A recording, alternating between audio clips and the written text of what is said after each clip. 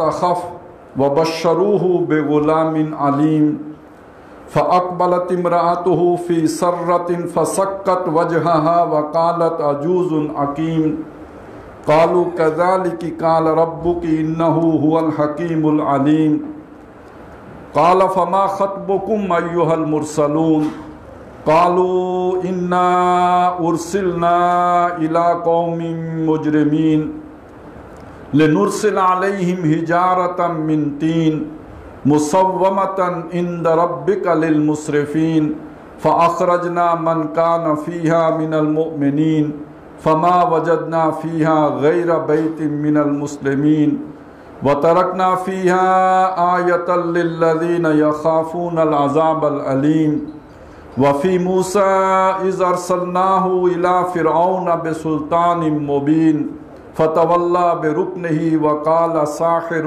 أو مجنون فأخذناه وجنوده فنبذناهم في اليم وهو مليم وفي عاد إذ أرسلنا عليهم الريح العقيم ما تذر من شيء أتت عليه إلا جعلته كالرميم وفي ثمود إذ قيل لهم تمتعوا حتى حين فأتوا عن أمر ربهم فأخذتهم الصاعقة وهم ينظرون فما استطاعوا من قيام وما كانوا منتصرين وقوم نوح من قبل إنهم كانوا قوما فاسقين والسماء بنيناها بأيد وإنا لموسعون والأرض فرشناها فنعم الماهدون ومن كل شيء خلقنا زوجين لعلكم تذكرون ففروا إلى الله إني لكم منه نذير مبين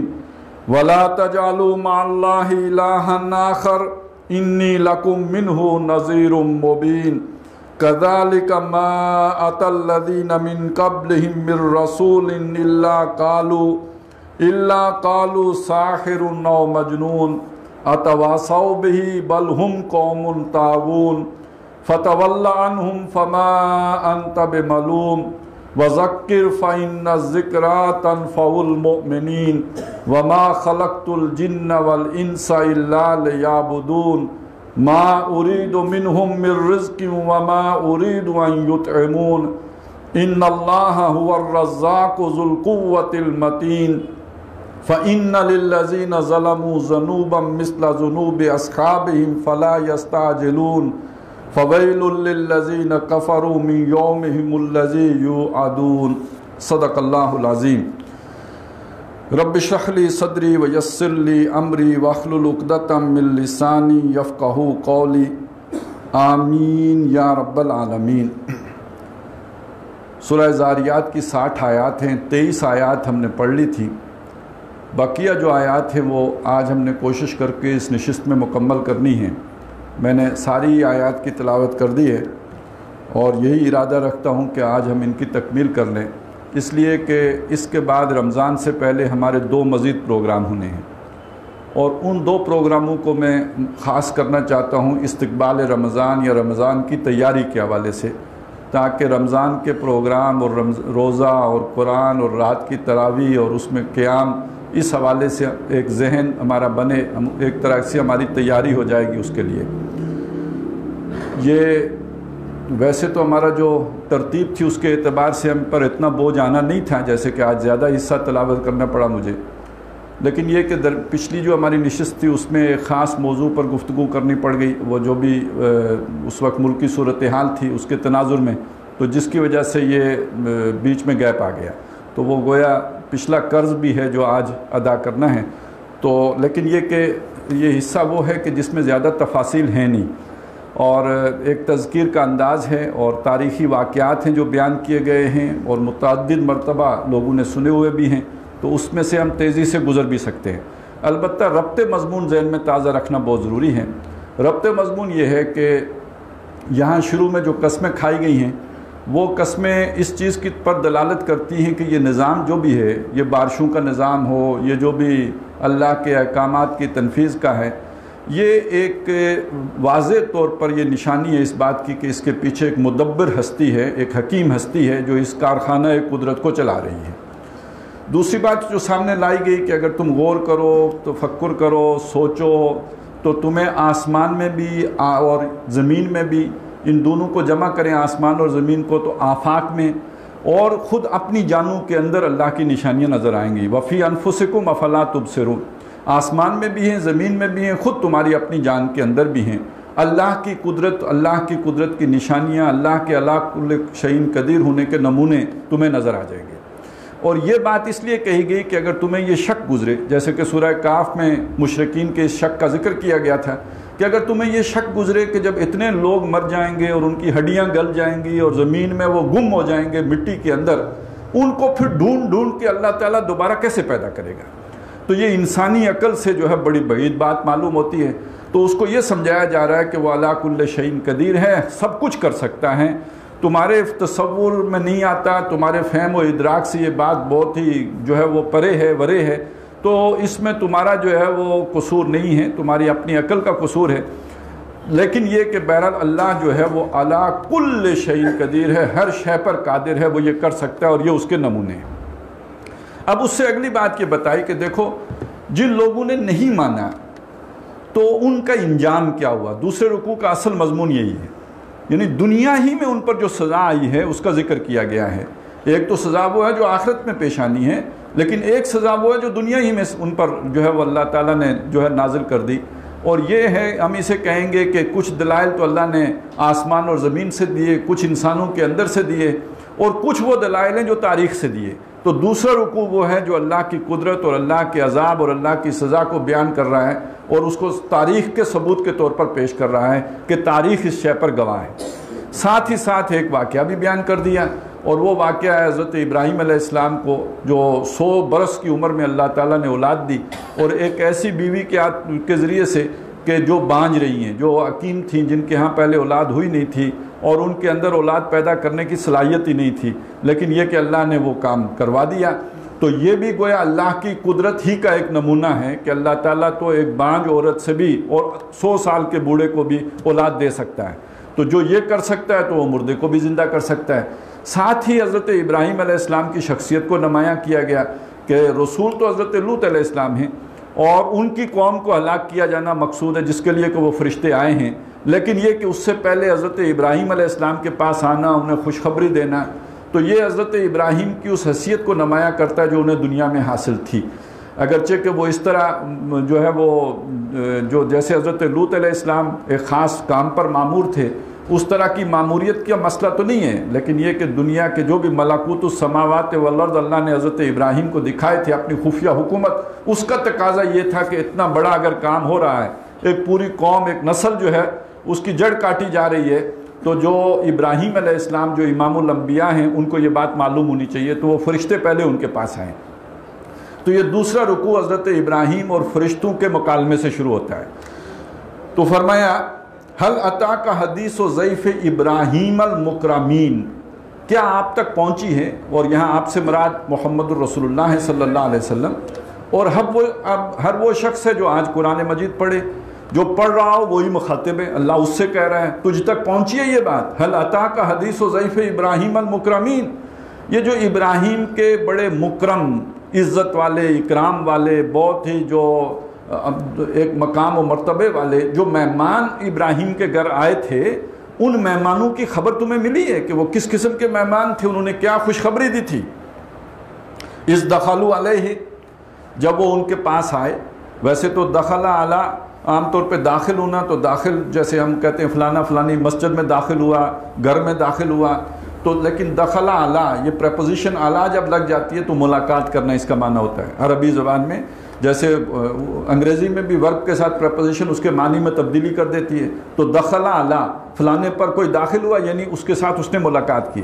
اس دخلوا علیہ، جب وہ ان کے پاس آئے، ان سے ملاقات کی، فقالوا سلاما، انہوں نے آ کے کہا سلام، حضرت ابراہیم علیہ السلام کو سلامتی کی دعا دی، قال سلام، ابراہیم علیہ السلام نے بھی بدلے میں کہا سلام ہو، آپ پر بھی سلامتی ہو۔ قوم منکرون، قوم ہے یعنی لوگ ہیں، منکرون، منکر، جن کو ذہن پہچاننے سے انکار کرتا ہے، یعنی جانے پہچانے لوگ نہیں ہیں، اجنبی لوگ ہیں۔ اب ظاہر ہے یہ بات انہوں نے زبان سے نہیں کہی ہوگی، زبان سے کہا سلام، آپ کو بھی سلام ہو، دل میں سوچا کہ کون لوگ ہیں، پتہ نہیں، اس سے پہلے نہ دیکھے نہ بھالے، اچانک آ ٹپکے ہیں اور جان پہچان کوئی بھی نہیں ہے۔ اچھا یہ ذہن میں رکھیے کہ یہ اس زمانے کی بات ہے جب ہوٹل نہیں ہوتے تھے۔ اب اگر کوئی بھی مسافر آئے ہیں تو وہ آ کے کسی کے در پر ہی دستک دیں گے کہ جی ہم مسافر ہیں، بھوکے ہیں، ہمیں کھانا چاہیے۔ تو اب اجنبی لوگوں کے آنے کا مطلب یہ ہے کہ مسافر ہیں، جن کو آپ جانتے نہیں، وہ آپ کے گھر آ گئے، آ کے انہوں نے سلام پیش کیا، اس سے اتنا تو پتہ چلا کہ کوئی اللہ سے ڈرنے والے مسلمان لوگ ہیں، لیکن یہ کہ بہرحال پہچان نہیں ہے۔ تو اب جو آپ کو فوراً اندازہ ہوا وہ کیا ہوا کہ ضرورت مند ہوں گے، اور ضرورت کیا ہوگی، بھوکے ہوں گے، مسافر ہیں، اور پیٹ خالی ہوا تو دروازے پہ دستک دے کے اندر آ گئے۔ قوم منکرون، اجنبی لوگ ہیں۔ فراغ الی اہلہ، تو وہ جلدی سے گئے اپنے گھر والوں کی طرف، اپنے کچن کی طرف، اپنے زنان خانے کی طرف گئے۔ فجاء بعجل سمین، تو وہ لے کے آ گئے تھوڑی دیر میں ایک جو ہے وہ بچڑا جو وہ بھونا ہوا، اسے ایک جیسے وہ پہلے وقتوں میں وہ پورے کا پورا بچڑا آگ کے اوپر جو بھونا، ظاہر ہے بچڑا کوئی بہت بڑا نہیں ہوگا، جو بھی اس وقت انہیں میسر آیا، چھوٹا بچہ ہوگا کوئی جو بھی 20-25 کلو کا بچڑا، تو ظاہر ہے اتنے گوشت والا تو ہوتا ہی ہے۔ اب اس کو وہ جو ہے وہ بھون کر آگ کے اوپر تپا کر لے آئے۔ لانے کے بعد فَقَرَّبَهُ إِلَيْهِمْ، اس بچڑے کو وہ جو بھنا ہوا ہے اس کو ان مہمانوں کے قریب کیا، یعنی اب آپ نوش فرمائیں، تناول کریں۔ فَقَرَّبَهُ إِلَيْهِمْ، ان کے قریب کیا اسے۔ قَالَ، اب وہ اس پر توجہ ہی نہیں دے رہے۔ اب یہ سارا سین اپنے ذہن میں لے کے آئے نا، مہمان آئے ہیں، بٹھائے، جا کے کھانا تیار کیا، کھانا لے کے حضرت ابراہیم ان کے سامنے آئے، اب وہ کھانا ان کی طرف بڑھا رہے ہیں، وہ توجہ ہی نہیں دے رہے، کھانے کی طرف ہاتھ ہی نہیں بڑھ رہے ان کے۔ اب ادھر ذہن میں یہ ہے کہ اجنبی لوگ ہیں، ادھر کھانا پیش کیا تو کھانا کھا نہیں رہے۔ فَقَرَّبَهُ إِلَيْهِ قَالَ أَلَا تَأْكُلُونَ، تو کہا کہ کیا تم کھاتے نہیں ہو؟ فَأَوْجَسَ مِنْهُمْ خِيفَةً، تو وہ ان سے دل ہی دل میں ڈرے، اندیشہ محسوس کیا، انہیں دل میں ان سے ڈر محسوس ہوا۔ اب یہ دونوں باتیں اکٹھی ہوئی ہوں گی، ادھر انہوں نے کہا ہوگا کہ آپ کھانا نہیں کھاتے، ادھر دل کے اندر ایک خوف اور ایک پریشانی بھی لاحق ہوئی۔ پانی دے دیجیے گا اگر۔ یہ جو خوف یا پریشانی لاحق ہوئی، یہ کیوں ہوئی؟ پرانے وقتوں میں بہرحال چور ڈاکو بھی کوئی پروٹوکول کا خیال رکھتے تھے۔ کہا یہ جاتا ہے کہ نمک حرامی بہت بری شے سمجھی جاتی تھی، وہ آدمی کہ جو نمک کی لاج نہ رکھے، نمک کا پاس نہ کرے، یعنی کسی کا نمک کھایا ہو تو پھر نمک حلالی کرو، یعنی اس کو پھر کوئی نقصان نہ پہنچاؤ، کوئی غضن نہ پہنچاؤ۔ اب یہ کھانا نہیں کھا رہے تو اس کا مطلب ہے نمک نہیں چکھنا چاہتے، جس کا مطلب ہے ان کے ارادے کوئی ٹھیک نہیں ہے، ان کی نیت کوئی صحیح نہیں ہے، پتہ نہیں ڈاکہ ڈالنے آئے ہیں، کوئی پرانا جو ہے وہ بدلہ لینے آئے ہیں، کوئی غضن پہنچانے آئے ہیں، کوئی یہ جو مختلف سوچیں تھیں یہ آئی ہوں گی، اس کا انہیں خطرہ محسوس ہوا، اس کا انہوں نے خوف محسوس کیا۔ اب یہ چیز جو بھی مہمان تھے انہوں نے بھانپ لی، انہیں اندازہ ہو گیا کہ ہمارا کھانا نہ کھانے کی وجہ سے ان کو یہ اندیشہ لاحق ہو گیا ہے، لہٰذا اب انہوں نے اپنی جو بھی شناخت تھی وہ حضرت ابراہیم علیہ السلام کے سامنے پیش کی۔ قالوا لا تخف، انہوں نے کہا آپ خوف نہ کھائیے، آپ ڈریے نہ۔ وبشروہ بغلام علیم، اور انہوں نے ان کو خوشخبری دی، بشارت دی، ان کو خوشخبری دی ایک علم والے بیٹے کی، ایک علم والے لڑکے کی۔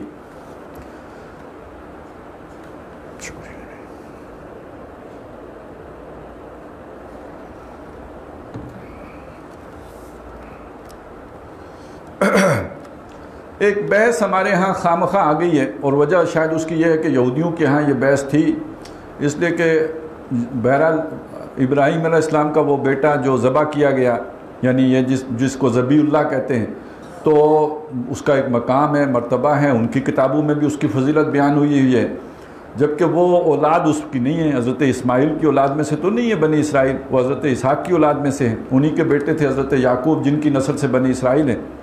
تو انہوں نے معاملہ یہ کیا، تاریخ کو مسخ کیا کہ انہوں نے کہا ذبیح اللہ اسماعیل نہیں ہے، ذبیح اللہ اسحاق ہے، اور یہی بات ہمارے ہاں بھی پتہ نہیں انہی کی دیکھا دیکھی آ گئی کہ ہمارے بعض مفسرین نے اسی بات کو نقل کر دیا کہ حضرت اسحاق جو ہیں وہ ذبیح اللہ ہیں۔ تو یہاں پہ ایک نقطہ ہے قرآن مجید نے اشارتاً اس کا ذکر کیا ہے. ویسے تو دوسری جگہ جہاں حضرت ابراہیم کے وہ قربانی دینے کا واقعہ آیا ہوا ہے وہاں پہلے وہ جس کو ذبح کیا گیا اس کا ذکر ہے اور اس کے بعد بشارت ہے اسحاق کی.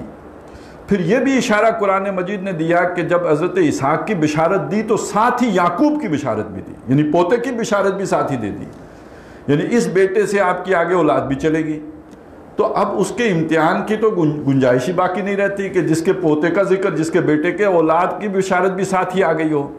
تو یہ کئی اشارات ہیں قرآن مجید کے جن سے ثابت ہوتا ہے کہ یہ حضرت اسماعیل ہی تھے جو ذبح کے لیے جنہوں نے اپنے آپ کو پیش کیا تھا, فَفْعَلْ بِمَا تُؤْمَرْ کا جنہوں نے نعرہ لگایا تھا. اور یہاں جو اشارہ دیا گیا وہ یہ کہ قرآن مجید نے جب حضرت اسماعیل کا ذکر کیا تو ان کے ساتھ بے غلام حلیم کے الفاظ استعمال کیے. وہ لڑکا جو بڑا حلم والا, بڑا بردبار, بڑے تحمل والا ہے. اور جب حضرت اسحاق کا ذکر آیا ہے تو ان کے ساتھ بے غلام علیم کے الفاظ استعمال کیے. وہ لڑکا جو علم والا ہے, جو عالم ہے, جو سمجھدار ہے. اچھا, اس کا یہ مطلب نہیں ہوتا کہ حضرت اسماعیل میں سمجھ بوجھ تھی نہیں, علم تھا ہی نہیں, یہ مطلب قطعاً نہیں ہوتا. مطلب یہ کہ بہرحال نبیوں کی اولاد ان میں بعض چیزیں ایکسٹرا آرڈنری ہوتی ہیں, ایوریج سے بہت بڑھ کر ہیں. تو کسی کا کوئی خاص پہلو جو بہت نمایاں ہو, بہت حد سے غیر معمولی ہو, تو اس کو نمایاں کر دیا جاتا ہے. کسی کا علم بڑا ہوا ہے دوسرے کی نسبت, دوسرے کے پاس بھی علم ہے, باقی لوگوں سے بہت زیادہ ہیں, لیکن اس کے مقابلے میں جس شخص کا ذکر کیا جا رہا ہے اس کا علم زیادہ ہے. اسی طرح اس کا یہ مطلب نہیں کہ حضرت اسحاق میں علم بالکل نہیں تھا, ان میں بھی علم ہے, بردباری ہے, تحمل ہے, لیکن یہ کہ حضرت اسماعیل کے علم کے کیا کہنے, وہ تو بہت ہی خاص ہے, بہت ہی اعلیٰ ہے, بہت ہی اونچا ہے. تو یہ ذہن میں رکھیے. تو یہاں حضرت اسحاق کی بشارت کا ذکر ہے, اور جن خاتون کا ذکر ہے یہ حضرت سارہ ہیں, یہ حضرت ہاجرہ نہیں ہیں. یہ حضرت سارہ حضرت ابراہیم کی وہ زوجہ ہیں کہ جو آپ کے خاندان سے ہیں, آپ کی برادری کی ہیں, جن کے ساتھ آپ نے ہجرت فرمائی ہے, وہی آپ کے ساتھ ہجرت کے سفر میں ساتھ تھی. اور حضرت ہاجرہ کے ساتھ آپ کی شادی بعد میں ہوئی ہے. یہاں حجاز میں آنے کے بعد جب آپ نے سفر کیا مصر کا تو وہاں سے حضرت ہاجرہ کو ساتھ لائے ہیں. فَأَقْبَلَتِ امْرَأَتُهُ فِي سَرَّةٍ فَسَكَّتْ وَجْهَهَا وَقَالَتْ عَجُوزٌ عَقِيمٌ. تو جو ان کی زوجہ تھیں فَأَقْبَلَ, وہ نکلی, فَأَقْبَلَتْ, وہ ظاہر ہوئی, سامنے آئیں, بالکل مقابل آ گئی. امرأتُهُ, ان کی بیوی, فی سرۃ, اوٹ سے نکلی, دروازے کے پیچھے تھی یا جو بھی تھی, یہ نظارہ وہ دیکھ بھی رہی ہیں, ان کے سامنے یہ ہوا ہے. تو جو ہی یہ خوشخبری سنی تو وہ وہاں سے نکلی. فسکت وجہہا, تو انہوں نے اپنا چہرہ پیٹ لیا, جیسے ہوتا ہے ہم ماتھا پیٹ لیتے ہیں, اس ماتھے ہی پہ شاید ہاتھ مارا ہو, یا یہ کہ اپنا گال تھپ تھپایا ہو, کہ فسکت وجہہا وقالت, اور یہ کہ وہ بڑبڑاتی ہوئی بھی آئیں. یعنی یہ کہ جو بھی خوشخبری ملی تھی, آپ ذرا تصور کیجئے, ایک خاتون, اس کے جو خاوند ہیں ان کی عمر 100 سال ہے, تو کوئی 95 سال 90 سال تو ان کی عمر بھی ہوگی, اور پورے اس عرصے میں اولاد ہوئی نہیں. اور اب جب دونوں میاں بیوی اولاد کے قابل ہی نہیں ہیں, بالکل عام حالات کے اعتبار سے بھی, تو ان کو جب بشارت ملے گی تو وہ خاتون کے لیے بڑی حیرت کی بات ہے, بڑی اچنبے کی بات ہے.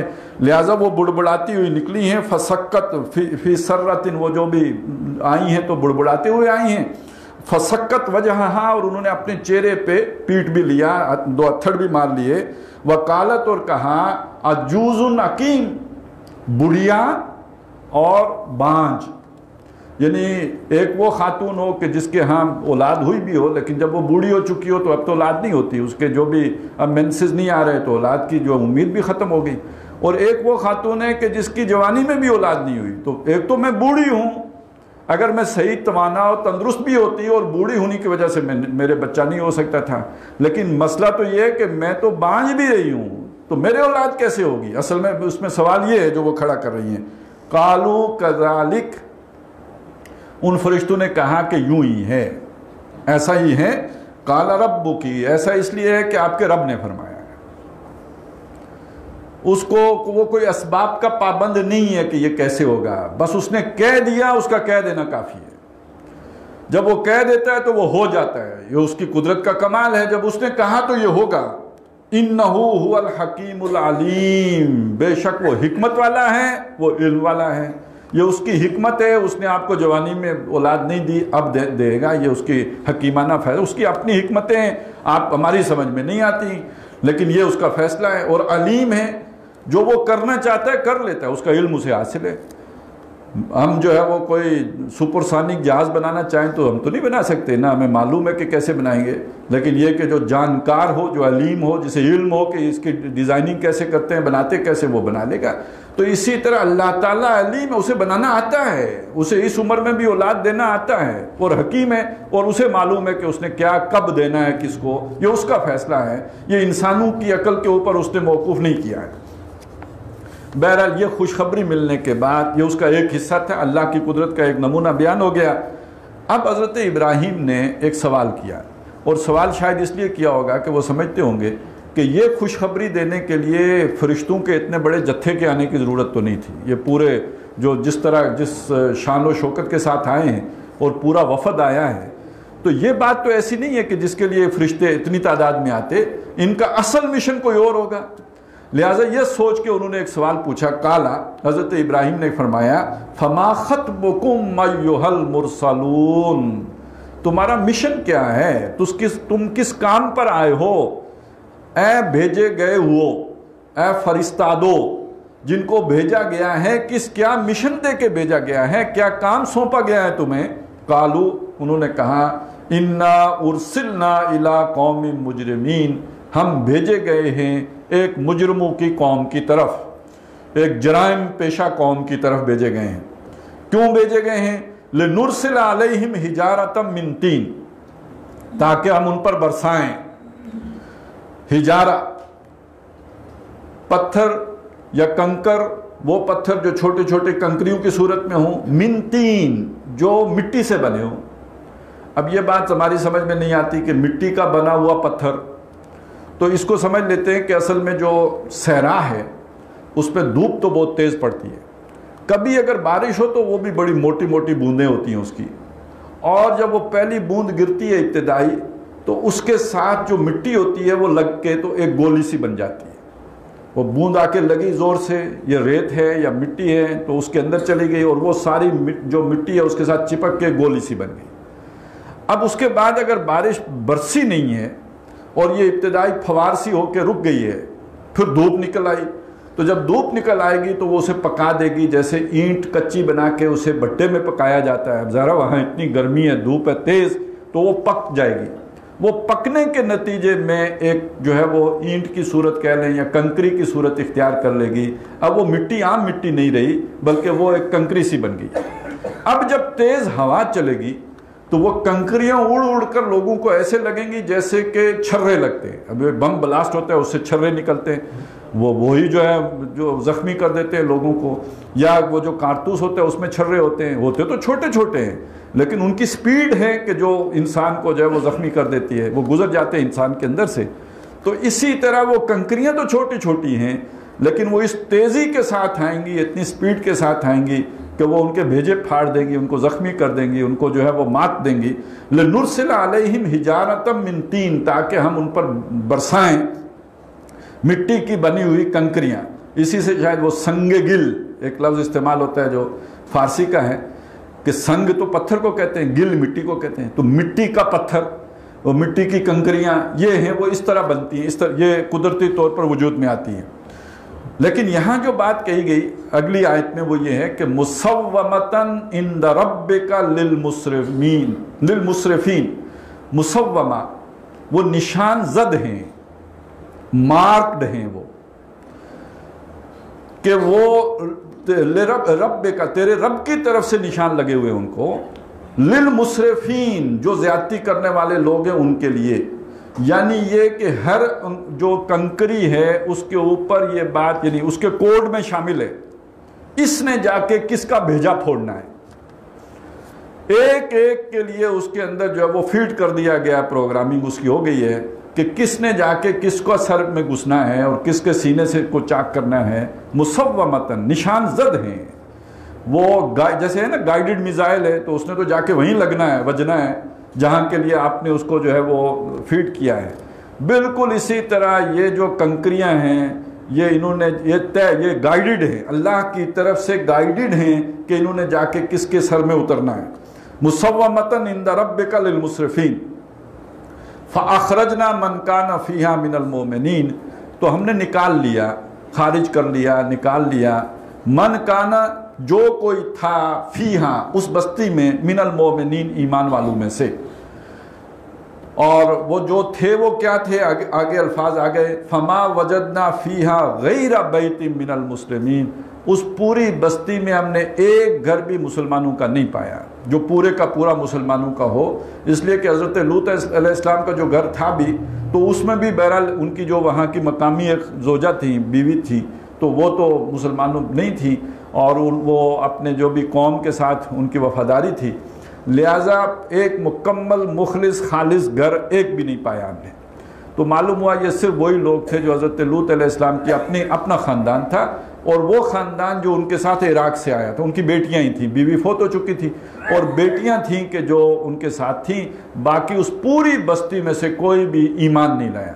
باقی اس بستی کی حرکت کا ساری دنیا کو، یہ دو بستیاں تھیں، صدوم اور عمورہ. اور آج کل جو ڈیڈ سی کہلاتا ہے، بحیرہ مردار، سعودی عرب کے بالکل اوپر شمال کی طرف، یہ تھا اس کے ساحل پر ان کا مسکن تھا.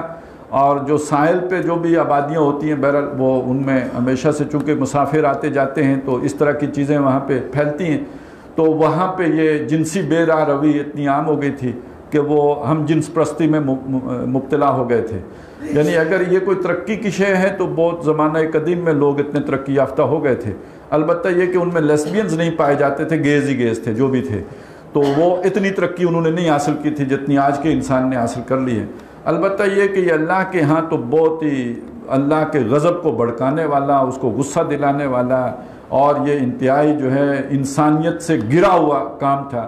اور اس وجہ سے اس پوری قوم کو اللہ نے ہلاک کر دیا. لیکن لت اتنی بری تھی کہ اس میں پڑھ کر انہوں نے وقت کے رسول کی بات نہیں مانی کہ ہم تو اپنے یہ مزے نہیں چھوڑ سکتے، یہ عیاشیاں، ان سے ہم کنارہ کشی اختیار نہیں کر سکتے، ہم آپ کی بات نہیں مان سکتے. اس جینے کا کیا فائدہ، اس سے مر جانا بہتر ہے کہ جس میں آدمی لبرل بھی نہ ہو سکے. تو لہٰذا ہم یہ لبرٹی چھوڑنے کے لیے تیار نہیں ہیں. باقی آپ جو عذاب ہم پہ لے کے آ سکتے ہیں وہ لے کے آ جاؤ. وہ پھر عذاب ان پر آیا.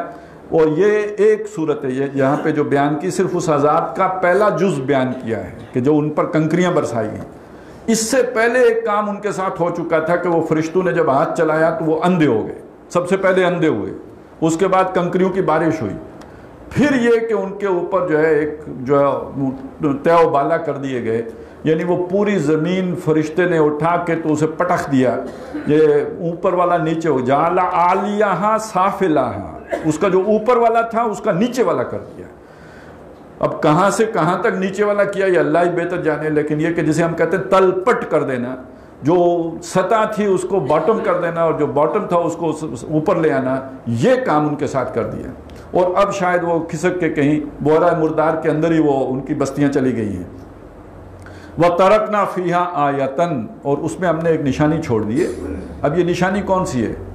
یہ نشانی یہ کہ کھنڈر بتا رہے ہیں کہ عمارت عظیم تھی. کبھی یہاں پہ کوئی بڑی آزاد خیال قوم آباد تھی، کبھی بڑے ترقی یافتہ لوگ یہاں بستے تھے، بڑے خوشحال لوگ، اور جن کی جو ہے وہ محفلیں جو یہاں پہ سجا کرتی تھیں، اور یہاں گیت گائے جاتے تھے، یہاں پہ زندگی رواں دواں تھی. آج وہ بستیاں ویران پڑی ہیں. آج ان میں کوئی لا یرا الا مساکنہم، اب وہ نظر نہیں آتے وہ جو وہاں پہ مکین تھے. وہ بستیاں ویران ہو گئی ہیں. کیوں ویران ہوئی ہیں؟ اس لیے ویران ہوئی ہیں کہ انہوں نے اللہ کے حکم کی نافرمانی کی، اللہ کے رسول کی ناقدری کی، اس کی دعوت کو قبول نہیں کیا، اس لیے برباد ہو گئی، ویران ہو گئی. وہ جو غفور اور رحیم ہے، جو ماں سے 70 گنا بڑھ کے پیار کرتا ہے، وہ ذو انتقام بھی ہے. اس کی بات نہ مانو تو وہ تلپٹ بھی کر دیتا ہے، اوپر والے کو نیچے اور نیچے والے کو اوپر کر دیتا ہے. تو اس کی اس قدرت کو بھی جانو، اس پیغام کو بھی سمجھو، اس کی اس سنت کو بھی اپنے دل میں جاگزین کرو. اس کی ایک شان یہ بھی ہے، وہ بہت سخت بھی ہے، وہ انتقام بھی لیتا ہے، شدید العقاب بھی ہے، عذاب دینے میں بھی بہت سخت ہے. اور اس بستی کو اس نے تے و بالا کر دیا ہے. یہ نشانی وہاں پہ موجود ہے. لیکن اس نشانی سے استفادہ کون کرے گا؟ للذین یخافون العذاب العلیم، فائدہ وہ لوگ اٹھائیں گے. یہ نشانی ان لوگوں کے لیے ہے جو دردناک عذاب کا خوف رکھتے ہو. جو نہ چنت ہوں نہ ڈر ہوں، جنہیں اللہ کے عذاب کی پرواہ نہ ہو، ظاہر ہے ان کے لیے اس میں کوئی نشانی نہیں ہے. لیکن وہ لوگ کہ جو اللہ کے عذاب کا ڈر رکھتے ہوں، ان کے لیے اس بستی میں بڑی نشانی ہے. اب دیکھیے وہ سلسلہ کلام جڑ گیا ہے. کچھ نشانیاں ہیں آسمانوں میں، کچھ نشانیاں ہیں زمین میں، کچھ نشانیاں ہیں تمہاری اپنی جانوں کے اندر. تمہارے دل کی دھڑکن بھی اللہ کی ایک نشانی ہے. اور ایک نشانی تاریخ میں یہ ہے کہ جن قوموں نے اللہ کے حکم کا انکار کیا وہ اس طرح تہ و بالا کر دی گئی. اچھا ایسے ہی کچھ اور قوموں کا بھی ذکر ہے.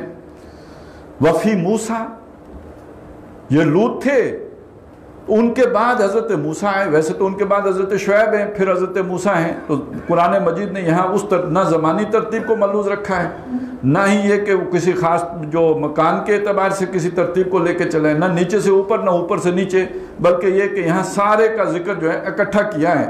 وفی موسیٰ، اور موسیٰ کے معاملے میں بھی نشانی ہے. اذ ارسلناہ، جب ہم نے اس کو بھیجا، الی فرعون، فرعون کی طرف بھیجا، بسلطان مبین، واضح نشانی کے ساتھ بھیجا. اب ہمارے پاس جب بھی پاکستان میں کوئی نیا سفیر آتا ہے تو وہ اسناد سفارت بھی تو ساتھ لے کے آتا ہے. یہ جو موسیٰ علیہ السلام آئے انہوں نے کہا میں اللہ کا رسول ہوں. فرعون نے کہا کوئی سند بھی ہے آپ کے پاس، کوئی سفارت کی جو ہے وہ سند موجود ہے کہ آپ کو اللہ نے کوئی سند دے کے بھیجا ہو؟ انہوں نے اپنی سند پیش کر دی. ہاتھ نکالا سفید ہو گیا، عصا پھینکا اژدہا بن گیا. یہ سند ہے. وہ علی کل شیء قدیر ہے. دیکھو یہ نمونے اس کے تمہارے سامنے آ گئے اور یہ گواہ ہیں اس پر کہ مجھے اسی نے بھیجا ہے، وگرنہ یہ ہو نہیں سکتا تھا. یہ میری سند ہے.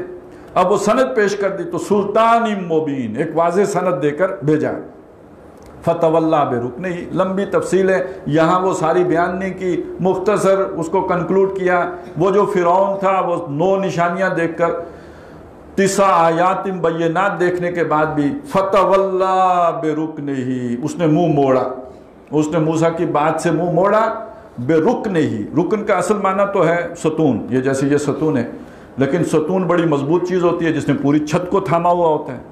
تو وہ اپنے ستون کی طرف جو ہے وہ مڑ گیا، مطلب کہ اپنی طاقت کا گھمنڈ کر لیا اس نے، اپنی قوتوں پر نازاں ہو گیا. ہم طاقتور ہیں، نمبر 1. تو یہ جو نمبر 1 ہے تو وہ اسے کسی کا کیا ڈر، وہ کسی سے کیوں ڈرے بھائی، ہم تو سب سے طاقتور. تو اس نے اپنی طاقت کی طرف تو توجہ کی، انحصار کیا، اس پر تو بھروسہ اور توکل کیا، اللہ کے رسول کی بات نہیں سنی. فتولا برکنے وقالا، اور اس نے کہا. اب ظاہر ہے وہ تو نہیں ڈرتا تھا لیکن اس کے دربار میں ہو سکتا ہے کوئی ڈرنے والا بھی ہو. اس کی عوام، ساری عوام کے سامنے وہ جو جادوگروں کا مقابلہ ہوا اور اس میں موسیٰ علیہ السلام کو اللہ نے جو ہے فتح یاب کیا، تو عوام کے اندر بھی تو ایک خیال آئے گا نا کہ یہ ہمارا رہنما ہمیں کہیں مروانے تو نہیں لگا. اور ضرور ہوا. یہ ہوتے ہیں نا جب تھرتھلی مچتی ہے لوگوں کے اندر جو ہے ایک کسی نہ کسی درجے میں عدم اطمینان کی کیفیت پیدا ہوتی ہے، تو رہنماؤں کے لیے بڑی خطرناک بات ہے. سب کو ایک پیج پر ہونا چاہیے، سب کو متفق ہونا چاہیے، یہ ہمارا دشمن ہے اس کا ہمیں مقابلہ کرنا چاہیے. تو یہ تو ایک سوچ ہوتی ہے، لوگوں کو ساتھ لے کے چلنا ہوتا ہے. تو ساتھ لے کے چلنے کے لیے انہیں کوئی لوریاں دینی پڑتی ہیں، کوئی گڑ کھلانا پڑتا ہے، کوئی ان کو چکر دینے پڑتے ہیں، کوئی جھوٹ بولنے پڑتے ہیں، کوئی ان کی تسلی کا سامان کرنا پڑتا ہے. اور وہ تسلی کا سامان تھا. اس فرعون نے ساری اپنی قوم کو مخاطب کیا اور انہیں کہا یہ کچھ بھی نہیں ہے، یہ دیکھو یہ تو صحیح طرح سے بول بھی نہیں سکتا، تقریر بھی نہیں کر سکتا، یہ اللہ کا رسول کہاں ہو سکتا ہے، اس نے کوئی سونے کے کنگن پہنے ہوئے اللہ کا رسول ہوتا ہے. دیکھیں ہم جب کسی کو سفیر بنا کے بیچتے ہیں تو اپنا کنگن پہنا کے بیچتے ہیں، وہ کنگن ہمارے جبروت کا اور ہماری بادشاہی کی گواہی دے رہے ہوتے ہیں. اللہ اس نے اگر کسی سفیر کو بھیجا ہوتا تو سونے کے کنگن پہن کے آتا. اس کے آگے کچھ ہوتے پروٹوکول افسر جو لوگوں کو ہٹا رہے ہوتے تاکہ یہ آرام سے جو ہے وہ آگے پیچھے چل سکتا. تو یہ جو ساری اس نے اپنے قوم کے سامنے یہ تقریر کی تھی، اس کو قرآن مجید نے سورہ مومن میں 2 الفاظ میں سمو دیا، فاستخف قومہ. اس نے اپنے قوم کی مت مار دی، انہیں الو بنا لیا. اپنے لوگوں کو اس نے اس فراڈ کہ ہم یہ اقتدار اللہ نے ہمیں دے رکھا ہے، آخر ہمیں اللہ نے دیا ہے تو ہمیں کچھ تو شان و شوکت ہوگی نا جس وجہ سے اللہ نے ہمیں دیا ہے، اور ہمارے مقابلے میں یہ کیا ہے، اس کو دیکھو. تو فاستخف قومہ فاطاعوا، تو اس کی قوم نے اس کی بات مان لی. اس نے ان کی مت ماری، قوم اس کے پیچھے ہو گئی، وہاں کا قدم بڑھاؤ فرعون خان، ہم تمہارے ساتھ ہیں، کوئی پرواہ نہیں، موسیٰ کی نہیں تو نہیں مانتے، ساری قوم اس کے ساتھ ہو گئی۔ تو فتولا بے رکن ہی وکانا، اور اس نے قوم کی مت مارنے کے لیے یہ بات کہی، ساحرن، یہ ساحر ہے، یہ جادوگر ہے، یہ جو عصا اس نے اژدہا بنا دی ہے نا، یہ جادوگر اس طرح کے کمالات دکھاتے رہتے ہیں۔ اور یہ جو اس نے ہاتھ ید بیضا جو ہے، یہ جو ہاتھ سفید کر دیا، یہ نظر بندی ہے، آپ کو نظر ایسا آتا ہے، حقیقت میں ایسا ویسا کچھ بھی نہیں ہے، یہ جادوگر ہے او مجنون، یہ دیوانہ ہے، جو بات یہ کہتا ہے یہ کوئی ہونے والی بات ہے؟ اللہ کو اس دنیا کی بادشاہی کی کیا پڑی ہے، وہ تو آسمانوں کا بادشاہ ہے، یہ مصر جیسا چھوٹا ملک اس کی بادشاہی کر کے وہ کیا کرے گا کہ اس نے یہاں پہ اپنا رسول بھیج دیا ہو، ایک عام آدمی کو اس نے کمیونیکیٹ کیا ہو، اپنا پیغام اسے دیا ہو، تو یہ اس پر کوئی جن ون آ گیا ہے، یہ یہاں سے بھاگ گیا تھا ہمارا بندہ قتل کر کے، پتہ نہیں کدھر ٹھوکریں کھاتا رہا ہے، اور اس میں ہی اس کا جو ہے غم کی وجہ سے یا دکھ کی وجہ سے یا لوگوں سے دور، اپنے رشتہ داروں سے دور رہنے کی وجہ سے معلوم ہوتا ہے دماغی توازن چل گیا اس کا، یہ مجنون ہو گیا، دیوانہ ہو گیا، اب اس کا دماغ کام نہیں کر رہا۔ فَأَخَذْنَاهُ وَجُنُودَهُ، اب جب قوم کی مت بھی ماری گئی اور وہ بھی فرعون کے دام میں آ گئے، اسی کے پیچھے اسی کی باتوں میں آ گئے، تو پھر ہم نے پکڑا اس کو بھی، فرعون کو بھی، وَجُنُودَهُ، اور اس کے لشکروں کو بھی، اس کی رجمنٹوں کو بھی، اس کی افواج کو بھی، وہ جو طاقت تھی اس کی جس پر اسے ناز تھا، اس کو پکڑا۔ فَنَبَذْنَاهُمْ فِي الْيَمِّ، اور انہیں دے پٹخا سمندر میں، ان کو غرق کیا، وَهُوَ مُلِيمٌ، جبکہ وہ ملامت زدہ تھا، الزام بھی کھایا ہوا تھا، شکست خوردہ تھا، اب اس کی ساری پھون پھاں جو ہے وہ اس کے ساتھ ہی غرق ہونے جا رہی تھی۔ یہ دوسری نشانی آ گئی، ایک قوم وہ تھی جو عیاشیوں میں پڑھ کر اس نے اللہ کے رسول کی بات نہیں مانی، اللہ نے اس کا کیا حشر کر دیا۔ ایک قوم یہ تھی جو اپنی طاقت پر ناز کر کے اللہ کے ایک رسول کی بات نہیں مانی، اس کا یہ حشر ہو گیا۔ وَفِي عَادٍ، ایک اور قوم بھی گزری ہے، عاد، اس میں بھی نشانی ہے، یہ بڑے لمبے ترنگے، ارم ذات العماد التی لم یخلق مثلھا فی البلاد، ٹھیکیدار بھی بہت بڑے بڑے تھے، بلڈنگیں بھی بڑی بڑی اونچی اونچی بناتے تھے، انہوں نے بھی اپنے وقتوں میں ہاؤسنگ سوسائٹیاں بنائی تھیں اور نشانیاں چھوڑی تھیں، یادگاریں تعمیر کی تھیں، تو یہ وہ بھی بڑے کاریگر لوگ تھے۔ اِذْ أَرْسَلْنَا عَلَيْهِمُ الرِّيحَ الْعَقِيمَ، جب ہم نے ان پر بھیج دی ایک ہوا، ایک تند و تیز ہوا جو عقیم تھی، عقیم ہم نے ابھی پڑھا بانج، ہوا اسی سورہ مبارکہ کے شروع میں آیا وَالزَّارِيَاتِ ذَرْوًا، ہوا وہ ہوتی ہے جو ذرات کو اڑا کے، بخارات کو اڑا کے لاتی ہے، بارش برساتی ہے، فَالْحَامِلَاتِ وِقْرًا، اور وہ جو ہے وہ بوجھ اٹھا کے لاتی ہے، اور ویسے بھی بوجھل بناتی بھی ہے، ہوا چلنے سے پولینیشن ہوتی ہے، جس کے نتیجے میں درخت جو ہے بوجھل ہو جاتے ہیں، ان پر پھل لگتا ہے، تو ہوا جو ہے درختوں کے اندر جو ہے پودوں میں خاص طور پہ جو ہے وہ ان کے پھل لانے میں ایک بہت ہی اہم رول ہوتا ہے ہوا کا، تو وہ بابرکت ہوا ہوتی ہے جو بادل لے کے آتی ہے اور بارش برساتی ہے، بابرکت ہوا ہوتی ہے کہ جو درختوں کو بوجھل کرتی ہے، اور یہ ہوا وہ تھی جس میں خیر کوئی نہیں تھی، بے برکت ہوا تھی، لیکن بہت تیز رفتار تھی، ما تذر من شیء، نہیں چھوڑتی تھی کسی چیز کو، اتت علیہ، جس پر سے کہ وہ گزرتی تھی، جس پر وہ آتی تھی اسے نہیں چھوڑتی تھی، الا جعلتہ کالرمیم، مگر یہ کہ اسے چورا کر دیتی تھی۔ یہ ہوا کیا تھی؟ یہ بلڈوزر تھا، یہ جدھر سے گزرتا سب ملیا میٹ کر دیتا، یہ اس طرح کی ہوا تھی جو اس قوم کے اوپر مسلط کی۔ وفی سمود، اسی طرح جو قوم سمود تھی، یہ عاد کے بعد آئے ہیں، اور جو لوگ حضرت ہود علیہ السلام پر ایمان لائے تھے ان کی اولادیں ہیں، یہ جو سمود تھے، پھر بعد میں یہ بھی بگڑ گئے، جب یہ بگڑ گئے تو ان کی طرف حضرت صالح علیہ السلام کو بھیجا گیا، اور یہ وہ قوم تھی کہ جن کو ان کے مطالبے پر اللہ تعالیٰ نے گابن اونٹنی ایک چٹان سے برآمد کر کے دی تھی، اور وہ اونٹنی ان کے سامنے آ گئی، انہوں نے مطالبہ کیا تھا اونٹنی اس طرح کی ہو گابن، آپ اس چٹان سے نکال کے دکھاؤ، ہم مان لیں گے کہ آپ اللہ کے رسول ہو اور ہم آپ پر ایمان لے آئیں گے۔ وہ اونٹنی بھی نکل آئی، وہ ایمان پھر بھی نہیں لائے۔ البتہ ان کے ساتھ معاملہ یہ ہوا کہ اونٹنی ان کے مطالبے پہ آ تو گئی، اب وہ اللہ کی جو اونٹنی تھی اس کے کام بھی نرالے تھے، وہ جدھر جائے اس کا ایسا خوف طاری ہوتا تھا کہ ان کے جانور بھاگ جاتے تھے۔ اب وہ چراگاہ میں گئی جہاں جانور چر رہے ہیں، سارے بھاگ گئے، اب وہ پانی پہ گئی گھاٹ پہ، سارے جانور بھاگ گئے، تو نہ وہ ان کے جانوروں کو پانی پینے دیتی، نہ انہیں چارہ چرنے دیتی، اور تھی بھی اتنی پیٹو کہ سارا پانی بھی پی جاتی اور سارا چارہ بھی کھا جاتی۔ اب وہ بیچارے تنگ ہی آ گئے، آخر انہوں نے راشن بندی کی، انہوں نے کہا ایک دن اللہ کا ایک دن ہمارا، ایک دن اللہ کی اونٹنی کھائے گی ایک دن ہم کھائیں گے، ہماری جانور چریں گے اور پئیں گے۔ لیکن ظاہر ہے اس سے جانور کمزور پڑنے شروع ہو گئے، دودھ کم ہو گیا، ان کے جو ہے نا چربی پگھلنا شروع ہو گئی۔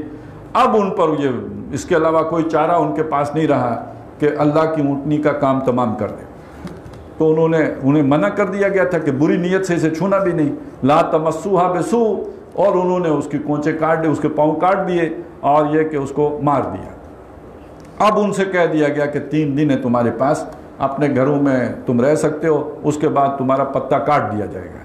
تو یہ ہے سمود، وفی سمود، اور سمود میں بھی نشانی ہے، اذ قیل لہم، جب ان سے کہہ دیا گیا تمتعوا حتی حین، فائدے اٹھا لو، تمتع کر لو، مزے اڑا لو ایک وقت تک کے لیے، فاتوا عن امر ربہم، تو انہوں نے اپنے رب کے حکم کی نافرمانی کی، فاخذتہم الصاعقۃ، ان کو ایک چنگاڑ نے آ لیا، زور کی کوئی آواز آئی جس نے جو ہے ان کو گھٹنوں کے بل گرا دیا، وہ اتنی تیز آواز کہ اسی سے مدہوش ہو گئے اور مر گئے۔ وَهُمْ يَنظُرُونَ، دیکھ رہے تھے۔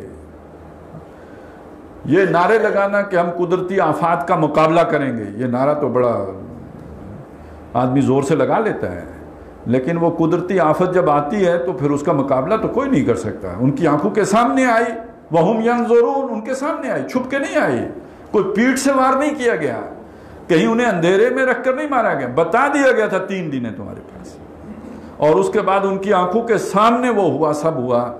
فَمَا اسْتَطَاعُوا مِنْ قِيَامٍ، تو وہ کھڑے ہونے کی بھی استطاعت نہ کر سکے، مقابلہ کرنا تو بہت دور کی بات ہے، کھڑے بھی نہ ہو پائے۔ وَمَا كَانُوا مُنْتَصِرِينَ، نہ وہ بدلہ لینے والے تھے، ان کے لیے ممکن ہی نہیں ہوا۔ وَقَوْمَ نُوحٍ مِّن قَبْلُ، اسی طرح نوح علیہ السلام کی قوم کو اس سے پہلے ہلاک کیا ہم نے، اِنَّهُمْ كَانُوا قَوْمًا فَاسِقِينَ، بے شک وہ بھی نافرمانوں کی قوم تھی۔ اب یہ آپ نے دیکھا لوط علیہ السلام کی قوم کا ذکر آیا، پھر اس کے بعد موسیٰ علیہ السلام کی قوم کا ذکر آیا، قوم عاد کا ذکر آیا جن کی طرف حضرت ہود بھیجے گئے تھے، قوم سمود کا ذکر آیا، اور پھر آخر میں قوم نوح کا ذکر آیا۔ یہ وہ ساری قومیں ہیں جن کی طرف رسول آئے، انہوں نے رسول کی بات نہیں مانی، اللہ نے ان قوموں کو ہلاک کر دیا۔ اب ایک نشانی یہ ہے، اور ان سب سے سبق کیا حاصل کرنا ہے؟ یہ محمد صلی اللہ علیہ وسلم بھی ایک رسول ہے، جیسے ان رسولوں کا ذکر کیا ہے۔ تمہارے سامنے آفاق و انفس میں نشانیاں بکھری پڑی ہیں، اور تاریخ کی یہ نشانیاں بھی ہیں۔ اب تم اپنا فیصلہ سوچ لو، ایمان لاؤ گے تو بچو گے، نہیں ایمان لاؤ گے تو یہ جو ہم نے آپ کو واقعات سنائے ہیں اس انجام سے آپ بھی دوچار ہو گے۔ یہ قریش کے سامنے بالکل علم نشرح کر کے یہاں تک بات پیش کر دی۔ اب یہ جو آخری رکوع ہے، اس میں ایک تو وہ سارے مضامین کا خلاصہ ابتدائی 2 آیات میں بیان کر دیا گیا، اور پھر اس دعوت کا ذکر ہے جو محمد الرسول اللہ صلی اللہ علیہ وسلم پیش کر رہے ہیں، اور پھر وہ ذکر آ گیا جو اصل میں اس سورہ مبارکہ کا مرکزی مضمون ہے کہ انسان کا مقصد تخلیق کیا ہے، یہ کس مقصد کے لیے بنایا گیا۔ جس مقصد کو اگر یہ پورا نہیں کرے گا تو اس انجام سے دوچار ہوگا جس کا ذکر کیا گیا، یہ دنیا میں۔ باقی یہ کہ آخرت میں جو ہونی ہے تو وہ تو ایک علیحدہ کہانی ہے، اور وہ تو اصل زندگی ہے، لیکن اس دنیا کی زندگی میں بھی کھلی چھٹی نہیں ہے۔ اگر اس سے انحراف ہوگا اپنے مقصد حیات سے تو اس دنیا میں بھی سزا ملتی ہے، جس کے نمونے یہاں بیان کر دی گئے۔ فرمایا وَالسَّمَاءَ بَنَيْنَاهَا بِأَيْدٍ، اور آسمان ہم نے اسے بنایا بِأَيْدٍ، لفظی ترجمہ ہوگا اپنے ہاتھ سے، مطلب یہ کہ اپنے دست قدرت سے۔ آپ ہماری قدرت کا اندازہ لگانا چاہتے ہو، ذرا اس آسمان کی وسعتوں کا اندازہ لگاؤ۔ اچھا، آسمان کا لفظ ایک تو یہ معنی دیتا ہے نا جو ہم سمجھتے ہیں اوپر، ایک ردائے نیلگوں کو آسمان سمجھا تھا میں، یہ سبز چادر جو نظر آتی ہے یہ آسمان ہے، تو اس معنی میں تو آسمان کوئی شے نہیں ہے۔ یہ جو بلندی پہ جو وسعتیں ہیں یہ سب آسمان ہیں، اور وہ وسعتیں ہم آج تک ناپ بھی نہیں سکے۔ تمام تر ٹیکنالوجی کی ترقی کے باوجود اس کائنات کا اختتام کیا ہے، انتہا کیا ہے، وہ ابھی تک معلوم نہیں۔ ہم نے نوری سال بنا لیے اور وہ بھی کروڑوں کھربوں میں ہو گئے، لیکن یہ کہ وہ اینڈ تک تو کیا پہنچیں گے، ابھی کوئی مڈ تک بھی نہیں پہنچے۔ تو اس کو اچھی طرح سمجھ لیجئے کہ اتنی بڑی تخلیق جو تمہارے سامنے ہے یہ ہم نے اپنے زور بازو سے بنائی ہے، یہ ہماری قدرت کمال کی اتنی بڑی نشانی ہے۔ اگر تم اس پر غور کرو تو وَالسَّمَاءَ بَنَيْنَاهَا بِأَيْدٍ وَإِنَّا لَمُوسِعُونَ، اور بے شک ہم وسعت دینے والے ہیں، وسیع کرنے والے ہیں۔ اس کے ایک معنی سادہ سے تو یہ ہوں گے کہ ہم ہر شے کی بیطاعت کرنے والے ہیں، وسعت دیتے ہیں۔ انسان کی نسل کتنی پھیلا دی، ایک وقت میں ایک آدم اور حوا تھے، آج 6 ارب انسان ہیں، وسعت ہم نے دی ہے۔ ہر شے کو ہم وسعت دینے والے ہیں، ہر مچھلیوں کی کتنی تعداد ہے، ہم وسعت دینے والے ہیں۔ اور ایک معنی وہ ہیں کہ جو اب ہمارے علم نے ہمارے سامنے لائے ہیں کہ یہ کائنات پھیلتی چلی جا رہی ہے، یہ کوئی رکی ہوئی نہیں ہے، یہ سمٹی ہوئی شے نہیں ہے، یہ کوئی منجمد اور جامد چیز نہیں ہے، بلکہ یہ پھیل رہی ہے، بڑھ رہی ہے، ابھی یہ ترقی کر رہی ہے۔ یہ کائنات ہنوز نا تمام ہے شاید کہ آ رہی ہے دمادم صدائے کن فیکون، ابھی تو اس کا جو ہے وہ نشو نما ہو رہی ہے، یہ بڑھ رہی ہے، یہ ترقی کر رہی ہے، یہ ایکسپینڈ کر رہی ہے۔ لیکن اور ایک وقت ایسا آئے گا کہ یہ پروسیس پھر الٹا ہو جائے گا، یہ پھر ایک وقت میں واپس مطویاتم بیمینی، یہ گھٹتے گھٹتے گھٹتے گھٹتے سمٹتے سمٹتے پھر اللہ کے ہاتھ میں آ جائے گی، مٹھی میں واپس، گویا واپس اس جہاں سے اس کا آغاز ہوا تھا واپسی وہاں پہ ہو جائے گی۔ تو وَالسَّمَاءَ بَنَيْنَاهَا بِأَيْدٍ وَإِنَّا لَمُوسِعُونَ وَالْأَرْضَ فَرَشْنَاهَا فَنِعْمَ الْمَاهِدُونَ، اور زمین کو ہم نے بچھا دیا، فرش بنا دیا۔ یہ بچھونا ہے تمہارا، اوپر چھت ہے، نیچے بچھونا ہے، یہ فرش ہے۔ فَنِعْمَ الْمَاهِدُونَ، کیا خوب ہم بچھانے والے ہیں۔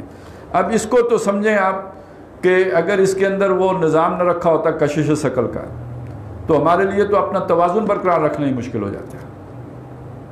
کس سپیڈ سے، کس رفتار سے یہ حرکت کر رہے ہو، پھر ایک حرکت ہو تو کوئی کہے یہ جو اپنے محور کے گرد گھوم رہی ہے وہ ایک علیحدہ حرکت ہے، اس کی بھی بڑی رفتار ہے، وہ تو بالکل لٹو بنی ہوئی ہے۔ پھر یہ کہ اپنے مدار کے گرد جو اس کے چکر ہیں جو وہ کھا رہی ہے، تو یہ اس سب کے اوپر انسان کا اپنا توازن برقرار رکھنا فَنِعْمَ الْمَاهِدُونَ کی تشریح کر رہا ہے کہ ہم نے کس طرح اس کو تمہارے لیے بچھونا بنا دیا جس پر تم پورے آرام اور اطمینان کے ساتھ بیٹھے ہوئے ہو۔ ایک جو 60 کلومیٹر کی رفتار سے چلنے والی بس ہے جس کی چھت پر تم اپنا توازن برقرار نہیں رکھ سکتے، یہ ہماری زمین جو ہزاروں میل رفتار سے دوڑ رہی ہے، تم اس کے اوپر بڑے اطمینان سے بیٹھتے ہو، چلتے پھرتے ہو، اپنا توازن برقرار رکھتے ہو، 2 ٹانگوں پہ کھڑے رہتے ہو، کچھ بھی نہیں ہوتا ہے۔ تو یہ ہم نے اس کو تمہارا بچھونا بنایا ہے اور تم اس کے اوپر چل پاتے ہو۔ وَمِن كُلِّ شَيْءٍ خَلَقْنَا زَوْجَيْنِ، ایک نشانی اور بھی ہے، ہم نے ہر شے جوڑا جوڑا بنائی ہے، مرد اور عورت کا جوڑا ہے، یہ ایک اس اعتبار سے جنسی اعتبار سے جوڑے ہیں ہر شے میں۔ اور اب ہمیں معلوم ہے کہ پھلوں میں بھی ہوتا ہے، جو نر و مادہ ملتے ہیں تو جو ہے وہ اس پہ پھل آتا ہے۔ اسی طرح ہم دیکھیں گے تو یہ ایک جوڑا اس زندگی کا اگلی زندگی بھی ہے، یہ زندگی نامکمل ہے اگر اس کے ساتھ اگلی زندگی کو جوڑا نہ جائے۔ تو یہ دونوں مل کے در حقیقت انسان کی خواہشات کی تکمیل ہو سکتی ہے، وہ جو عدل ہم چاہتے ہیں وہ اس کے بغیر تو ہو ہی نہیں سکتا۔ تو ہم نے ہر شے کو جوڑا جوڑا بنایا، لعلکم تذکرون، تاکہ تم سمجھو اس زندگی کا بھی کوئی جوڑا ہے یا نہیں ہے۔ آسمان ہے تو مقابلے میں زمین ہے، دن ہے تو مقابلے میں رات ہے، اگر کوئی مؤنث ہے تو مقابلے میں مذکر ہے، اسی طرح ہر شے کا جوڑا ہے۔ تو یوں سمجھ لو کہ اس زندگی کا بھی کوئی جوڑا ہونا چاہیے یا نہیں؟ یہ منفرد ہے، یہ مفرد ہے، اکیلی ہے؟ نہیں، اس کا بھی جوڑا ہے تاکہ تم نصیحت پکڑو۔ تو اب ایک تو یہ کہ دنیا میں سزا ہے جس کا اوپر ذکر آ گیا ہے، اور ایک یہ کہ اس کے بعد ایک اور زندگی بھی ہے جہاں پہ جا کے تم نے کھڑا ہونا ہے۔ یہاں کی مشکلات سے گھبرا کے اگر کوئی یہ کہے تو کہ بھائی اب تو جان مریں، جان چھوٹے، اب تو گھبرائیے کہ یہ کہتے ہیں کہ مر جائیں گے، لیکن مسئلہ یہ کہ مر کے بھی چین نہ پایا تو کدھر جائیں گے؟ تو ایک زندگی اور بھی ہے۔ لہٰذا کیا کرنا چاہیے؟ کوئی چارہ نہیں ہے، کوئی رستہ نہیں ہے، کوئی سوراخ نہیں ہے، کوئی جگہ نہیں ہے، کوئی مفر نہیں ہے سوائے اس کے فَفِرُّوا إِلَى اللَّهِ، دوڑو اللہ کی طرف، سوائے اللہ کے کوئی پناہ گاہ نہیں۔ یہ پوری سورت کا اصل پیغام یہ ہے کہ دوڑ لگاؤ اللہ کی طرف، بھاگو اللہ کی طرف۔ اس انجام سے بچنے کے لیے جو قوم لوط کا ہوا، قوم سمود کا ہوا، قوم عاد کا ہوا، قوم موسیٰ کا ہوا، قوم نوح کا ہوا، اس سے بچنے کا ایک ہی طریقہ ہے کہ دوڑ پڑو اللہ کی طرف، بھاگ کھڑے ہو اللہ کی طرف، ففروا الی اللہ۔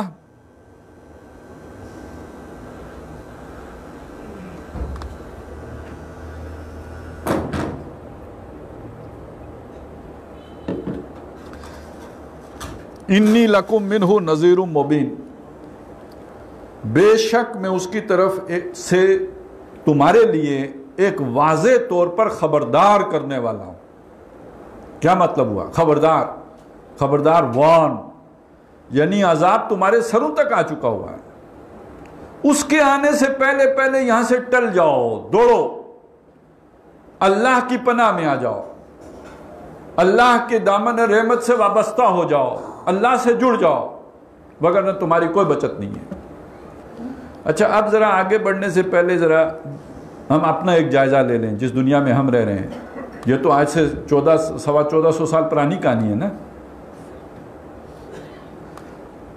آج ذرا دیکھیے کہ مغرب میں کیا کھچڑی پک رہی ہے۔ یہ ایک نیوزی لینڈ والا واقعہ ہوا ہے نا، اس کا ایک پہلو تو وہ ہے کہ جو بھی وہاں ماسز کے اندر مسلمانوں کی ہمدردی پیدا ہوئی ہے، لیکن ایک دوسرا پہلو بھی ہے، وہاں کے جو فیصلہ ساز ادارے ہیں، جو وہاں کے انفلوئنشل جو اسٹیٹس مین ہیں یا جو بھی وہاں کے پولیٹیشنز ہیں، وہ مودی بنے ہوئے ہیں۔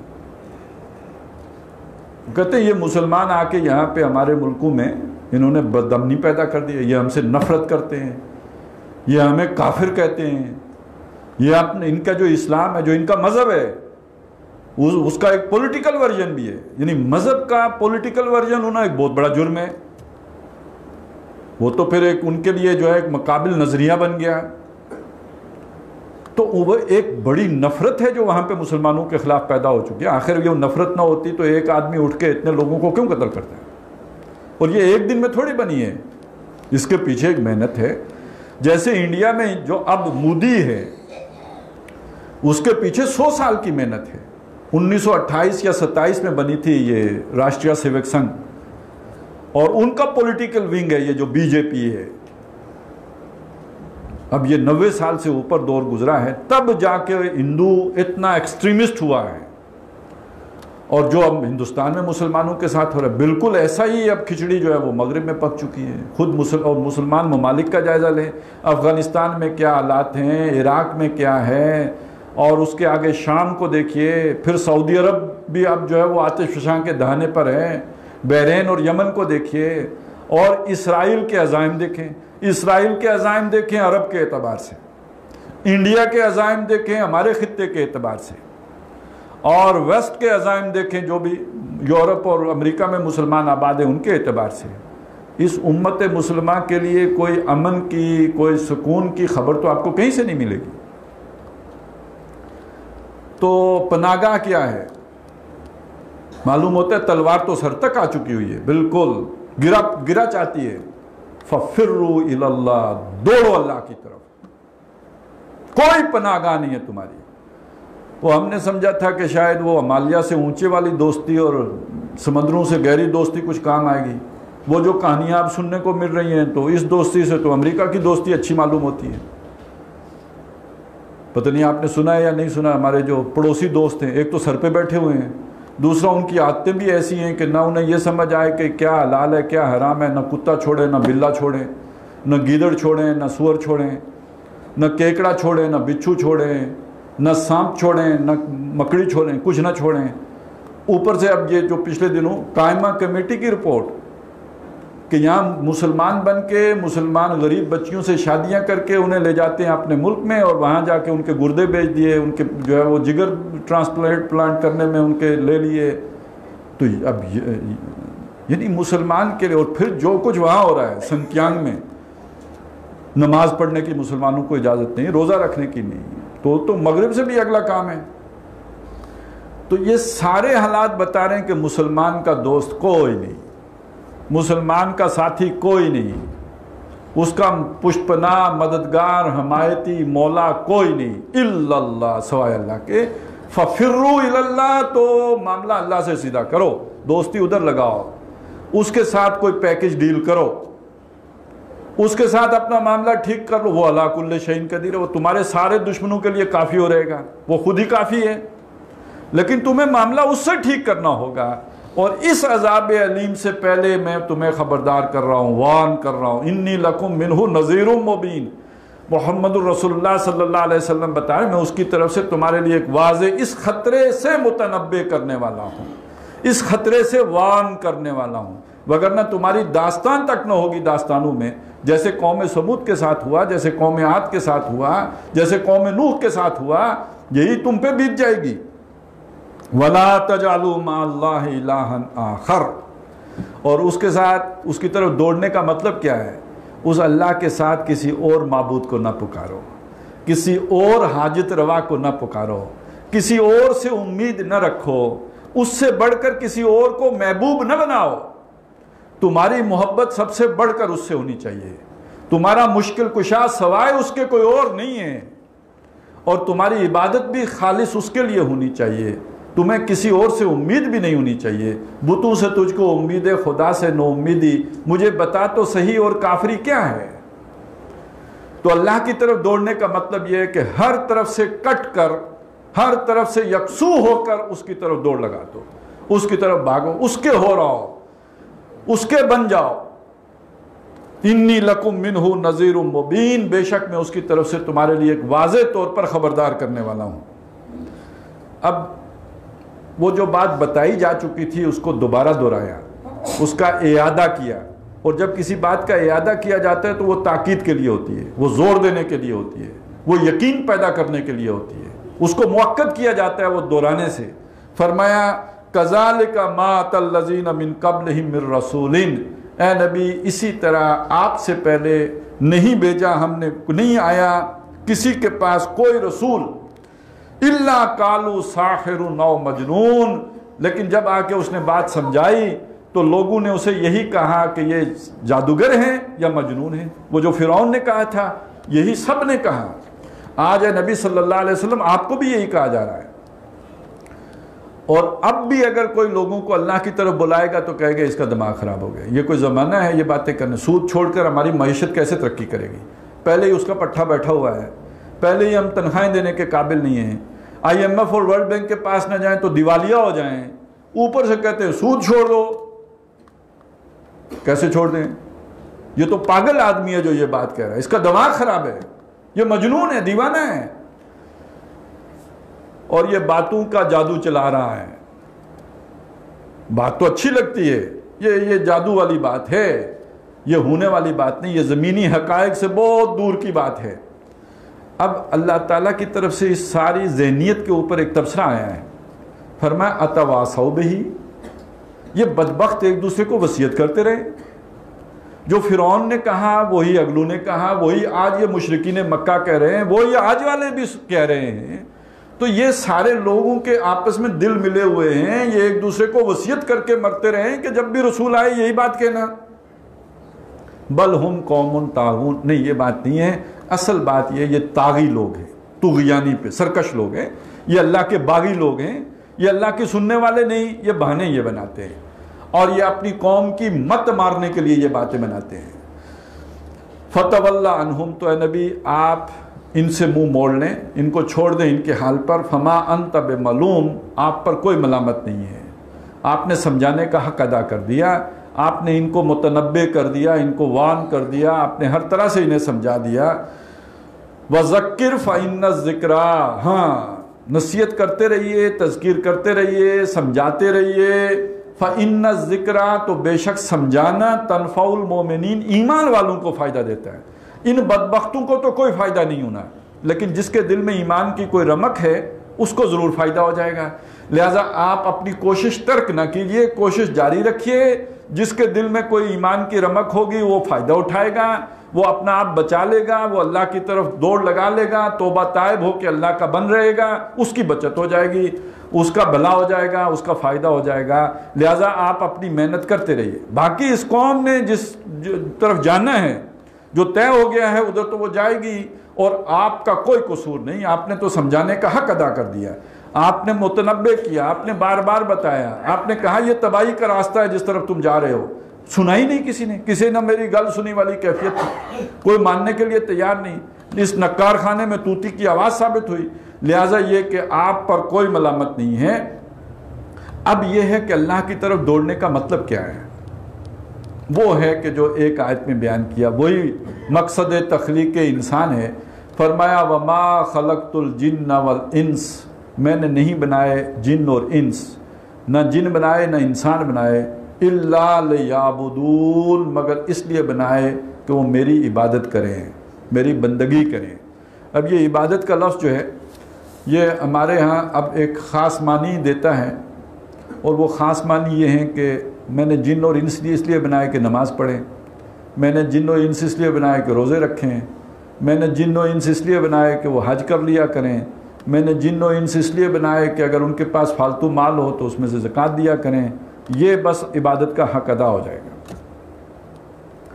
جبکہ عبادت کا مفہوم اصلاً کیا ہے؟ عبادت کا مفہوم یہ ہے کہ انسان اللہ کی غلامی اختیار کر لے، اور غلامی کا مطلب یہ ہے کہ اللہ کے تمام احکام ماننے کے لیے تیار ہو جائے۔ غلام آپ کو پتہ ہے وہ نو کہہ ہی نہیں سکتا ہے، اس کے پاس پک اینڈ چوز کا کوئی اختیار ہی نہیں ہوتا ہے، یہ کروں گا یہ نہیں کروں گا، یہ غلام کا دستور نہیں ہے۔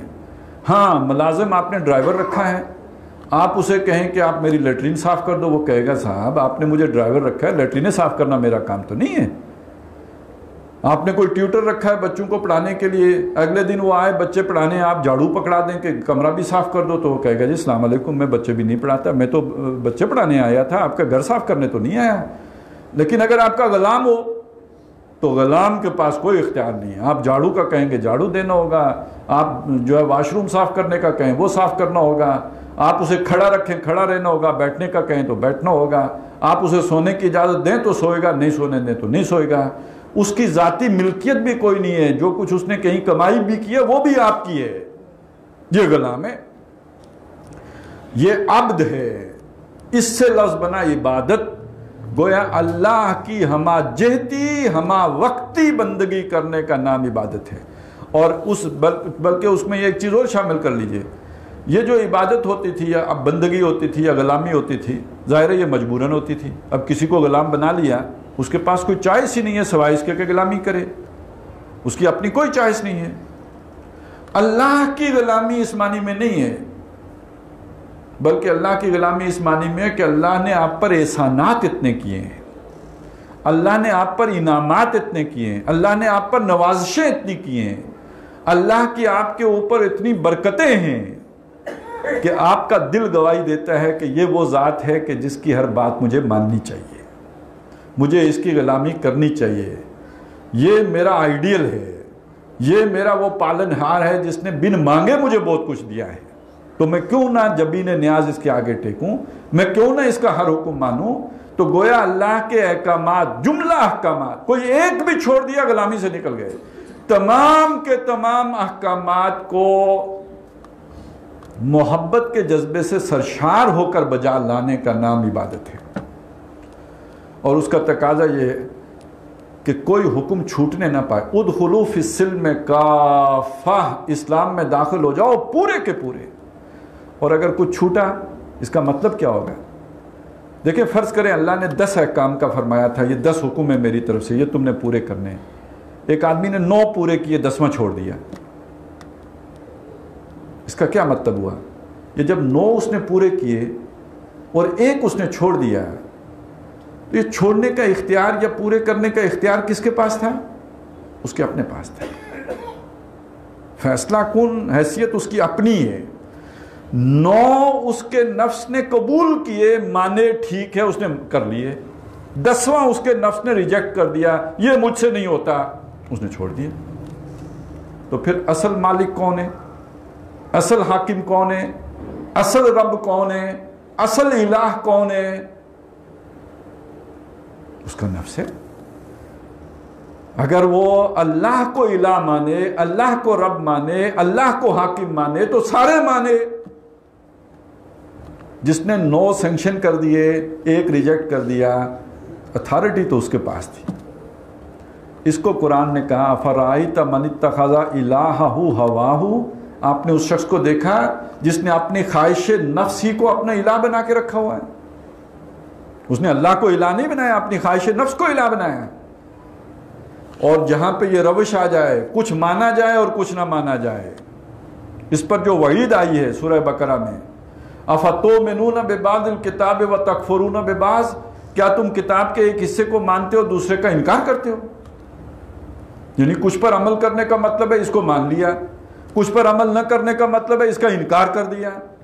افتؤمنون ببعض الکتاب وتکفرون ببعض فما جزاء من یفعل ذلک منکم الا خزی فی الحیات الدنیا، جو کوئی تم میں سے یہ کام کرے کہ آدھا مانے آدھا نہ مانے، کچھ پہ چلے کچھ پر نہ چلے، اللہ کے بعض احکامات پر عمل کرے اور بعض پر عمل نہ کرے، اس کی کوئی سزا نہیں سوائے اس کے کہ دنیا میں اللہ اسے ذلیل کرے. وَيَوْمَ الْقِيَامَةِ يُرَدُّونَ إِلَىٰ أَشَدِّ الْعَذَابِ، اور قیامت کے دن وہ پلٹا دیے جائیں سب سے شدید عذاب میں. اور سب سے شدید عذاب آپ کو معلوم ہے کافروں پر نہیں ہوگا، سب سے شدید عذاب منافقوں پر ہوگا. ان المنافقین فی درک الاسفل من النار، یہ منافق آگ کے سب سے نچلے گڑھے میں ہوں گے. یہ ہے در حقیقت آدھا تیتر آدھا بٹیر کا انجام. اسی کو کہا سورہ حج میں وَمِنَ النَّاسِ مَن يَعْبُدُ اللَّهَ عَلَىٰ حَرْفٍ، لوگوں میں وہ ہیں جو اللہ کی عبادت تو کرتے ہیں لیکن کنارے کنارے کرتے ہیں. ایک وہ ہوتا ہے جو بیچ منجدار کے کود کے کرتا ہے، اور ایک وہ ہے جو کنارے کنارے کرتا ہے. یہ کنارے کیوں کی جاتی ہے؟ یعنی آرام آرام والی کرتا ہے، مشکل مشکل نہیں کرتا. لوگوں میں وہ بھی ہیں جو عبادت کرتے ہیں لیکن آرام والی کرتے ہیں، اللہ کے وہ حکم مانتے ہیں جن میں تکلیف نہ آئے، اور جن احکام پر عمل کرنے کے نتیجے میں کوئی فرعون ناراض ہو، اور وہ فرعون گھر والی ہی کیوں نہ ہو. جس کے پاس اتھارٹی ہے، جو ڈنڈا چلا سکتا ہے، جو آپ کو دن کو تارے دکھا سکتا ہے، وہی فرعون ہے نا. تو اگر وہ کس کو اس منجدار میں کودنے کے لیے تیار نہیں ہے تو یہ عبادت اللہ کے ہاں قابل قبول نہیں ہے. اور پھر اس کا ایک تقاضا یہ بھی ہے، عبادت میں یہ شے بھی شامل ہے. اللہ کے نبی صلی اللہ علیہ وسلم نے فرمایا یہ جو دعا ہے یہ عبادت ہے. الدعاء هو العبادہ، الدعاء مخ العبادہ. آپ اگر اللہ کی مخلصانہ اطاعت کرتے ہیں، اس کی بندگی بجا لاتے ہیں تو مانگیں گے اسی سے. اور آپ جب وہاں پہ ڈنڈی مارتے ہیں تو آپ کا دل آمادہ ہی نہیں ہوتا پھر اس سے مانگنے پہ، کیونکہ دل تو جانتا ہے نا، چور سے واقف ہے دل، اسے معلوم ہے کہ میرا تو منہ ہی نہیں ہے مانگنے کا. اب پھر ڈھونڈیں گے کسی کو، پیران دتا کو. ضرورت کیوں پیش آتی ہے اس کی؟ اس لیے کہ آدمی خود سمجھتا ہے، ضمیر بتاتا ہے کہ تمہارا منہ اللہ سے مانگنے کا نہیں ہے. تو اب اگر دعا کسی اور سے ہو گئی تو یہ شرک کی صورت ہے. یہ تو عبادت کے اندر ڈنڈی مارنا ہو گیا. الدعاء هو العبادہ، بلکہ الدعاء مخ العبادہ، یہ عبادت کا جوہر ہے، ایسنس ہے. اسی کے ساتھ پھر ایک چیز آ جاتی ہے خلوص، یعنی ریاکاری نہ ہو. عمل جو ہے کسی کو دکھانے کے لیے نہ ہو، لوگوں سے تالیاں پٹوانے کے لیے نہ ہو، لوگوں میں مشہوری کے لیے نہ ہو. بڑے ولیز ہیں جی، بڑے اللہ والے ہیں، بڑے تقوی و تدین والے ہیں، بڑے زہد والے ہیں، تاکہ خوب ڈنڈورا پٹے. گھر بھی کسی کے جائیں تو جناب میرا تو روزہ ہے، وہ کئی پرپیچ قسم کی جو ہے دستانے اور جو جبے اور کبے، تاکہ لوگوں کو معلوم ہو یہ ڈریس بتا رہا ہے کہ بڑے متقی ہیں. ایسی ہی کیفیت پہ حضرت ابو بکر صدیق رضی اللہ تعالیٰ عنہ نے فرمایا تھا نا، التقویٰ ہاں ہونا، تقویٰ یہاں ہوتا ہے، یہ شکل و صورت میں نہیں ہوتا کہ آپ لوگوں کو جو ہے اس سے لوگ دیکھ کے سمجھیں کہ یہ بڑا پہنچا ہوا ہے، بڑا کامل مرشد کا جو ہے مرید ہے. تو یہ در حقیقت یہ ساری چیزیں جو ہے یہ ریاکاری میں آئیں گی، لوگوں کو دکھانے میں آئیں گی. یہ عبادت کے خلاف ہے، اس لیے کہ اس کا مطلب یہ سارا نیک کام اس لیے کیا تھا کہ لوگوں میں مشہوری ہو جائے، لوگوں کو پتہ لگے بڑا زہد والا تقوی والا ہے. یہ سارا ضرب صفر ہو جائے گا. خلوص صرف اللہ کے لیے، اللہ کی رضا کے لیے، اللہ کی خوشنودی کے لیے. یہ چاروں چیزیں جمع کر کے تو وہ بنے گی جو جسے ہم عبادت کہتے ہیں. ایک کامل اطاعت اللہ کی، نمبر 2 اس کے ساتھ محبت شامل ہو جائے، نمبر 3 دعا اللہ کے سوا کسی سے نہیں، اس کے ساتھ جو ہے خلوص اور اخلاص شامل ہو جائے. یہ جمع کرنے، یہ سب تصورات جمع ہوں گے تو یہ عبادت کہے گی بنے گی جس کے لیے کہ انسان بنایا گیا ہے. یہ بندگی جو ہے، اس بندگی اچھا پھر اس کے یہ اتنی ہی نہیں ہے کہ یہ کچھ انفرادی اعمال کا نام ہے. اللہ کے بعض احکام وہ ہیں جو اجتماعیت سے متعلق ہیں. وہی اللہ جس نے کہا ہے کھاؤ پیو کلو وشربو، اسی نے یہ بھی کہا ہے نا وجاہدو. تو یہ کلو وشربو تو ہمیں بہت اچھا لگتا ہے، کھاؤ پیو، بلکہ وہ بھی اچھا لگتا ہے وسیرو فی الارض. وہ جی سیر کرو، سوئٹزرلینڈ چلتے ہیں، وہ دیکھیں گھر خدا کا، ہم خدا کی شان دیکھتے ہیں. تو سیرو بھی ہے، لیکن یہ کہ وہ جاہدو بھی ہے نا، وہ قاتلو بھی ہے، وہ انفقو بھی ہے. اب اس سے بندہ دوڑ لگا دے، اس سے منہ موڑ لے، تو یہی تو ڈنڈی مارنا ہے، یہی تو کنارے کنارے تو چلنا ہے، بیچ منجدار سے جان بچانا ہے. تو پورے کے پورے پہ عمل کرو، اللہ کی طرف بڑھو، اللہ کی یہ جو ہے بندگی کے تقاضے پورے کرو، تب تم اللہ والے ہو. یہ تمہارا ہے مقصد تخلیق، اس لیے بنائے گئے. اور اس زندگی میں یہ کر لو، تکلیفیں اٹھا لو. اب یہ آسان تو نہیں ہے، اب یہ بڑا مشکل کام ہے. چمی گویم مسلمانم بے لرزم کے دانم مشکلات لا الہ رہا، یہ بہت مشکل ہے. اور اس میں پھر یہ کہ ایک بندگی عبادت وہ ہے جو فرشتوں کی ہے. یہاں فرشتوں کا ذکر نہیں ہے، جن و انس کا ذکر ہے. تو فرشتوں کی جو بندگی ہے وہ کوئی اور ہے، انسان کی بندگی کوئی اور ہے. انسان کی بندگی میں عشق شامل ہے. وہ علامہ اقبال نے اس کا تقابل کیا ہے نا کہ مقام بندگی دیگر مقام عاشقی دیگر. وہ جو اس طرح کی بندگی ہے نا جس میں صرف تسبیح ہے، مناجات ہے، وہ جو مراسم عبودیت ہیں، وہ اور چیز ہے. اور یہ جو عشق والی، محبت والی، پرستاری والی بندگی ہے، کسی اپنے محبوب کو پہچان کر اس کا حکم بجا لانے والی بندگی ہے، یہ کوئی اور شے ہے. مقام بندگی دیگر مقام عاشقی دیگر. زے نوری سجدہ نہیں کھائی، زے خاکی بے شزاں کھائی. اگر ان نوریوں سے، فرشتوں سے مجھے سجدہ چاہیے، یہ جو خاکی بنائے ہیں جن سے عشق چاہیے، محبت چاہیے، ان سے سجدہ بھی چاہیے، سجدے سے بڑھ کر بھی چاہیے.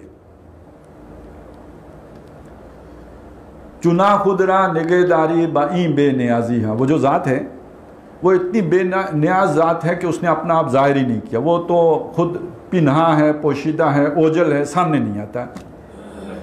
چاہتا یہ ہے کہ لوگ اسے پہچانیں، لوگ اسے جانیں.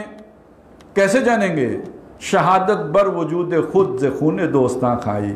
میں وجود رکھتا ہوں، مجھے اپنے وجود کی گواہی اپنے دوستوں کے خون سے درکار ہے. کیا مطلب؟ کچھ لوگ میرے اوپر جان نچھاور کریں گے تو لوگوں کو پتہ چلے گا نا کوئی محبوب ہے جس کے لیے کسی نے جان دی ہے. میں نظر نہیں آتا، لیکن یہ کشتے بتائیں گے کہ کوئی ہے.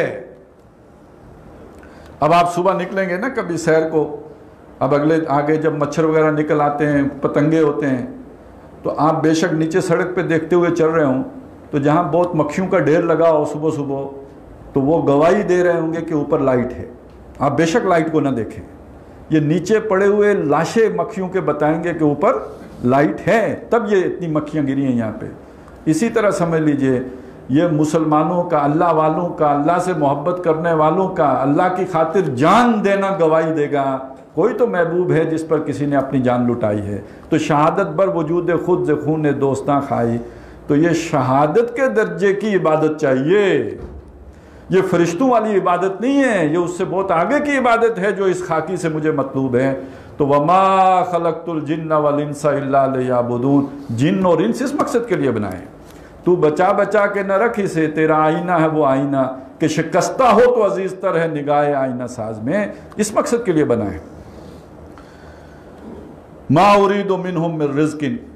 میں ان لوگوں سے کسی رزق کا ارادہ نہیں رکھتا ہے کہ مجھے کھلائیں پلائیں. ہوتا ہے نا ماں باپ پالتے ہیں تو وہ کہتے ہیں جی اب پے بیک، آپ ہماری خدمت کرو، ہم نے تمہاری خدمت کی ہے. اللہ کہتا ہے مجھے تمہاری اس خدمت کی ضرورت نہیں ہے کہ میں تم سے کھانا مانگتا ہوں، روٹی مانگتا ہوں، کوئی اس طرح کی مدد مانگتا ہوں. ما اريد منهم من رزق وما اريد ان يطعمون. نہ میرا ارادہ ہے کہ وہ مجھے کوئی کھلائیں پلائیں. ان اللہ هو الرزاق. بے شک اللہ تو سب سے بڑھ کر رزق دینے والا ہے، اسے کوئی حاجت نہیں ہے، وہ اس طرح کی کمیوں سے، احتیاجوں سے، عیبوں سے پاک ہے، منزہ ہے، اس کو اس کی کوئی حاجت نہیں، ضرورت نہیں، لیکن یہ کہ تمہاری ساری ضرورتیں پوری کرنے والا وہ ہے۔ ان اللہ هو الرزاق ذو القوۃ المتین، بڑی مضبوط طاقت والا ہے۔ فَإِنَّ لِلَّذِينَ ظَلَمُوا، اب یہ آخری حصہ آ گیا ہے، بے شک جو لوگ ظالم ہیں، جنہوں نے ظلم کا بازار گرم کر رکھا ہے، جو ہمارے بندوں کو ستاتے ہیں، جو ہماری عبادت کے رستے پہ چلنا چاہیں ان کے رستے کی رکاوٹ بنتے ہیں، ان کو ساحر اور مجنون کہتے ہیں، ان کے رستوں میں کانٹے بچھاتے ہیں اور رکاوٹیں کھڑی کرتے ہیں، تو وہ جو ظالم لوگ ہیں، ذنوباً ان کے گناہ ہیں، مثل ذنوب اصحابہم، برابر اسی طرح کے، انہی کی مثال جو ان کے ساتھی تھے۔ یہ ساتھی کون ہیں؟ یہ بھی ظالم ہیں۔ وہ قوم نوح والے بھی تو ظالم تھے نا، جنہوں نے حضرت نوح علیہ السلام کی بات نہیں مانی تھی۔ یہ فرعون بھی ظالم تھا نا، جس نے موسیٰ علیہ السلام کی بات نہیں مانی تھی۔ یہ سدوم اور عمورہ والے بھی تو ظالم تھے، جنہوں نے حضرت لوط علیہ السلام کی بات نہیں مانی تھی۔ ان کے گناہ تھے، وہ ایک لیول تھا جس کو انہوں نے ٹچ کیا تھا، جب اس لیول پہ آ گئے تھے تو سب ہلاک کر دیے گئے۔ یہ جو ہے نبی آپ کے ظالم ہیں، ان کے گناہوں کا لیول بھی وہ ہو گیا ہے، ان کے گناہ بھی اتنے ہو گئے، ان کا ظلم اس درجے کو پہنچ گیا ہے جس درجے کو ان کا ظلم پہنچا تھا۔ اور میں عرض کروں آج کے ظالموں کا ظلم بھی وہاں پہنچ گیا۔ مسجدیں بھی اب نہیں محفوظ نا، اب مسجدیں بھی نہیں محفوظ۔ اب وہ جو خود ان کے اپنے تصورات سیکولرزم کے تحت، اب وہ اپنے ہی ان تصورات کو بھی ملیا میٹ کرنے کے لیے تیار ہو گئے۔ ہندوستان میں کیا ہو گیا، کہاں وہ مذہبی آزادی بھی سلب ہو رہی ہے، اور یہی اب مغرب میں انہیں جا رہا ہے۔ تو معلوم ہوا کہ آج کے اچھا پھر ان کے جو دوست ہیں جو مسلمان حکمران بن کے بیٹھے ہوئے ہیں، اکثر و بیشتر آپ دیکھیں گے کہ ان کے رویے بھی ایسے ہی ہیں۔ تو فَإِنَّ لِلَّذِينَ ظَلَمُوا، بے شک جو ظالم ہیں، ذنوباً ان کے گناہ، مثل ذنوب اصحابہم، برابر ہو گئے ان کے جو ان کے ساتھی تھے، فَلَا يَسْتَعْجِلُونَ، تو وہ جلدی نہ مچائیں۔ وہ جو کہتے ہیں نا یہ ہو جائے گا وہ ہو جائے گا، ہم کر دیں گے، فلانی سن تک فلانے پاک کر دیں گے، جلدی نہ مچائیں۔ اور حضور کے دور میں تو یہ بھی ہوتا تھا، وہ کہتے ہیں عذاب لے آئیں، آپ لے آئیں عذاب، جیسے حضرت لوط علیہ السلام کو کہا گیا لے آؤ عذاب، جیسے حضرت موسیٰ کو کہا گیا، جیسے حضرت صالح کو کہا گیا، تو ایسے حضور کو بھی کہا گیا۔ تو خاص طور پہ ان کو کہا گیا اب تم جلدی نہ مچاؤ، تمہارے گناہ اتنے ہو گئے۔ فَوَيْلٌ لِّلَّذِينَ كَفَرُوا، تو اصل ہلاکت و بربادی و تباہی تو کافروں کے لیے ہے اس دن، من یومہم، ان کے اس دن، الذی یوعدون، جس کا ان سے وعدہ ہے۔ ایک وعدے کا دن وہ ہے جو دنیا میں عذاب کا ہے، یہ عذاب اصغر ہوگا اس کے مقابلے میں جو آخرت کا عذاب ہے، جو بہت بڑا عذاب ہوگا۔ اور ایک عذاب اصغر اور اکبر کا معنی یہ ہے کہ جو چھوٹے چھوٹے عذاب آتے ہیں، جیسے قوم فرعون پر جو خون کی بارش ہو گئی، ٹڈی دل نکل آئے، مینڈک نکل آئے، یہ جو چھوٹی چھوٹی تکلیفیں آئی ہیں یہ گویا عذاب اصغر ہیں۔ اور پھر بڑی تکلیف آئی ہے جب غرق کیے گئے ہیں سمندر میں، تو یہ بڑی تکلیف، بڑا عذاب ہو گیا۔ تو ایک چھوٹی چھوٹی تکلیفیں ہیں ان کو عذاب اصغر کہا، اور اس کے مقابلے میں ایک ایسے عذاب کہ جس میں جڑ کٹ گئی، جس میں تباہی و بربادی جو ہے بالکل، جس نے ویران کر دیا ساری بستی کو، وہ عذاب جو ہے اکبر ہو گیا۔ لیکن یہ کہ آخرت کے اعتبار سے دیکھیں تو یہ عذاب اکبر بھی عذاب اصغر ہے، اور بڑا عذاب تو وہ ہوگا جو دوزخ کا عذاب ہے۔ اب اس حوالے سے یہ چیز جو ہے ہمارے سامنے آتی ہے کہ سورہ انعام میں اللہ تعالیٰ نے اس چھوٹے اور بڑے عذاب کا جو ذکر کیا ہے اس انداز میں، اعراف میں بھی ہے، انعام میں بھی ہے، سورہ انعام میں زیادہ واضح ہے، بہت ہی کلیئر ہے۔ اس میں کہا کہ ہم لوگوں کو برائی اور اچھائی کا مزہ چکھاتے رہے، اخذناہم بالباساء والضراء لعلہم یتضرعون۔ یہ چھوٹی چھوٹی تکلیفیں اس لیے آتی رہی کہ گڑ گڑائیں، اللہ سے توبہ طائب ہوں، اپنے گناہوں سے جو ہے وہ معافی مانگیں، استغفار کریں، لیکن یہ کہ اس سے ان پر کوئی اثر نہیں ہوا، وہ لگے رہے اپنے کاموں میں۔ پھر اللہ نے کیا کیا، حتیٰ اذا نسوا مما ذکروا بہ، جس سے ذریعے جو انہیں سمجھایا گیا اس کو بھول گئے، پرواہ نہیں کی اس کی۔ فتحنا علیہم ابواب کل شیء، ان پر ہر طرح کی نعمتوں کے دروازے وا کر دیے۔ خوب عیاشی کرو، اپنے دل کے ارمان نکالو، ظاہر ہے پیسے نہیں ہوں گے تو ارمان کیسے نکالو گے؟ عربوں کو تیل کی دولت دی تو عربوں نے وہ سارا کچھ کیا نا جو کچھ کے کیا۔ اگر یہ دولت ہی نہ ہوتی تو کیسے کرتے؟ ہمیں نہیں دی، ہم سے نہیں ہوا، ہمیں اب دے رہا ہے کہ تم بھی کر لو چلے۔ وہ جس بکرے کو ذبح کرنا ہو تو رات کو اچھی طرح کھلاتے پلاتے ہیں اس کو، خوب جو ہے وہ اس کی سارے ارمان پورے کرتے ہیں۔ پہلے جب ماں باپ وہ والے ہوتے تھے جو پیٹتے بھی تھے، اب تو بڑے شریف النفس قسم کے ماں باپ ہیں کہ آپ جو الٹا کام بھی کر کے آ جائیں تو وہ کچھ بھی نہیں کہتے، لیکن پہلے تو ڈنڈا لے کے خبر لیتے تھے، اور وہ جو کپڑا کوٹنے والے، کپڑے دھونے والی جو ڈنڈا ہوتا تھا اس سے بھی خبر لی جاتی تھی۔ تو اس سے پہلے اچھی چوری شوری کھا لو، کیونکہ اب اس کے بعد مرمت ہونی ہے۔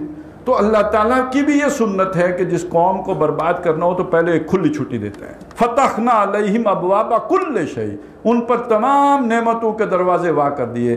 حتی اذا فرحوا بما اوتوا، یہاں تک کہ اترانے لگے ان نعمتوں پر جو انہیں دی گئی تھی، پھولے نہیں سماتے تھے، ہمارے پاس یہ، ہمارے پاس وہ، یہ عیاشیاں، وہ مزے۔ اخذناہم بغتۃ، ہم نے انہیں پکڑ لیا اچانک، کوئی وارننگ نہیں، کوئی خبر، اچانک پکڑ، اپنی عیاشیوں میں گم تھے۔ اب وہ ذرا دیکھیں نا قوم لوط کا حال، انہیں نظر آیا بھائی بچے لڑکے آئے ہیں نوخیز اور بہت ہی چکنے اور اتنے خوبصورت، تو کتنے مزے میں یہراؤن، مست ہو کر، بالکل جیسے گدھا بدمست ہو کے آتا ہے اس طرح آئے، رسے توڑاتے ہوئے آئے، پورے نشے میں بدمست ہو کے آئے، تو اپنی بدمستی میں پڑ گئے، بالکل غافل ہو گئے، تو ہم نے اچانک پکڑ لیا، پورے مزے میں پکڑ لیا۔ فَإِذَا هُمْ مُبْلِسُونَ، تو بجھ کے رہ گئے۔ یہ اللہ کی سنت ہے، اور سورہ اعراف میں اس سنت کا ذکر کیا کہ دیکھو جب اللہ نعمتیں دے تو جو لوگ اللہ کے عذاب سے بے فکر ہو جائیں یہی خسارہ پانے والے ہیں۔ اللہ کے عذاب سے بے فکر وہی ہوتے ہیں جنہوں نے تباہ ہونا ہوتا ہے۔ آج ہم اپنا جائزہ لے لیں، اس اعتبار سے بھی کسی کو کوئی اندیشہ ہے، کسی کو کوئی ڈر ہے، کسی کو کوئی خوف ہے، کسی کو کوئی پریشانی ہے؟ حالات دنیا کے سامنے، نشانیاں بکھری پڑی ہیں، لیکن یہ کہ کوئی ہمارے اندر جو ہے اس بات کا کوئی اندیشہ نہیں کہ اللہ کی پکڑ اور اللہ کی گرفت میں ہم آ سکتے ہیں۔ یہی تباہی کی سب سے بڑی علامت ہے، یہی برباد ہونے کی سب سے بڑی نشانی ہے۔ اللہ تعالیٰ اس سے پہلے ہمیں اپنی جانب رغبت کرنے کی، توبہ کرنے کی، معافی مانگنے کی، اپنی جانب بھاگ کے آنے کی توفیق عطا فرمائے۔ ففروا الی اللہ، تو دوڑو اللہ کی طرف، بھاگو اللہ کی جناب میں، اور یہ اللہ سے معافی مانگ کر اپنے گناہوں کی آئندہ بعد کے لیے اس کی بندگی کا حق، اس کی فرما برداری کا حق، اس کی محبت کا حق ادا کرنے کا عہد کریں۔ اللہ تعالیٰ ہمیں اس کی توفیق عطا فرمائیں۔ بارک اللہ لی و لکم فی القرآن العظیم و نفعنی و ایاکم بالآیات و ذکر الحکیم۔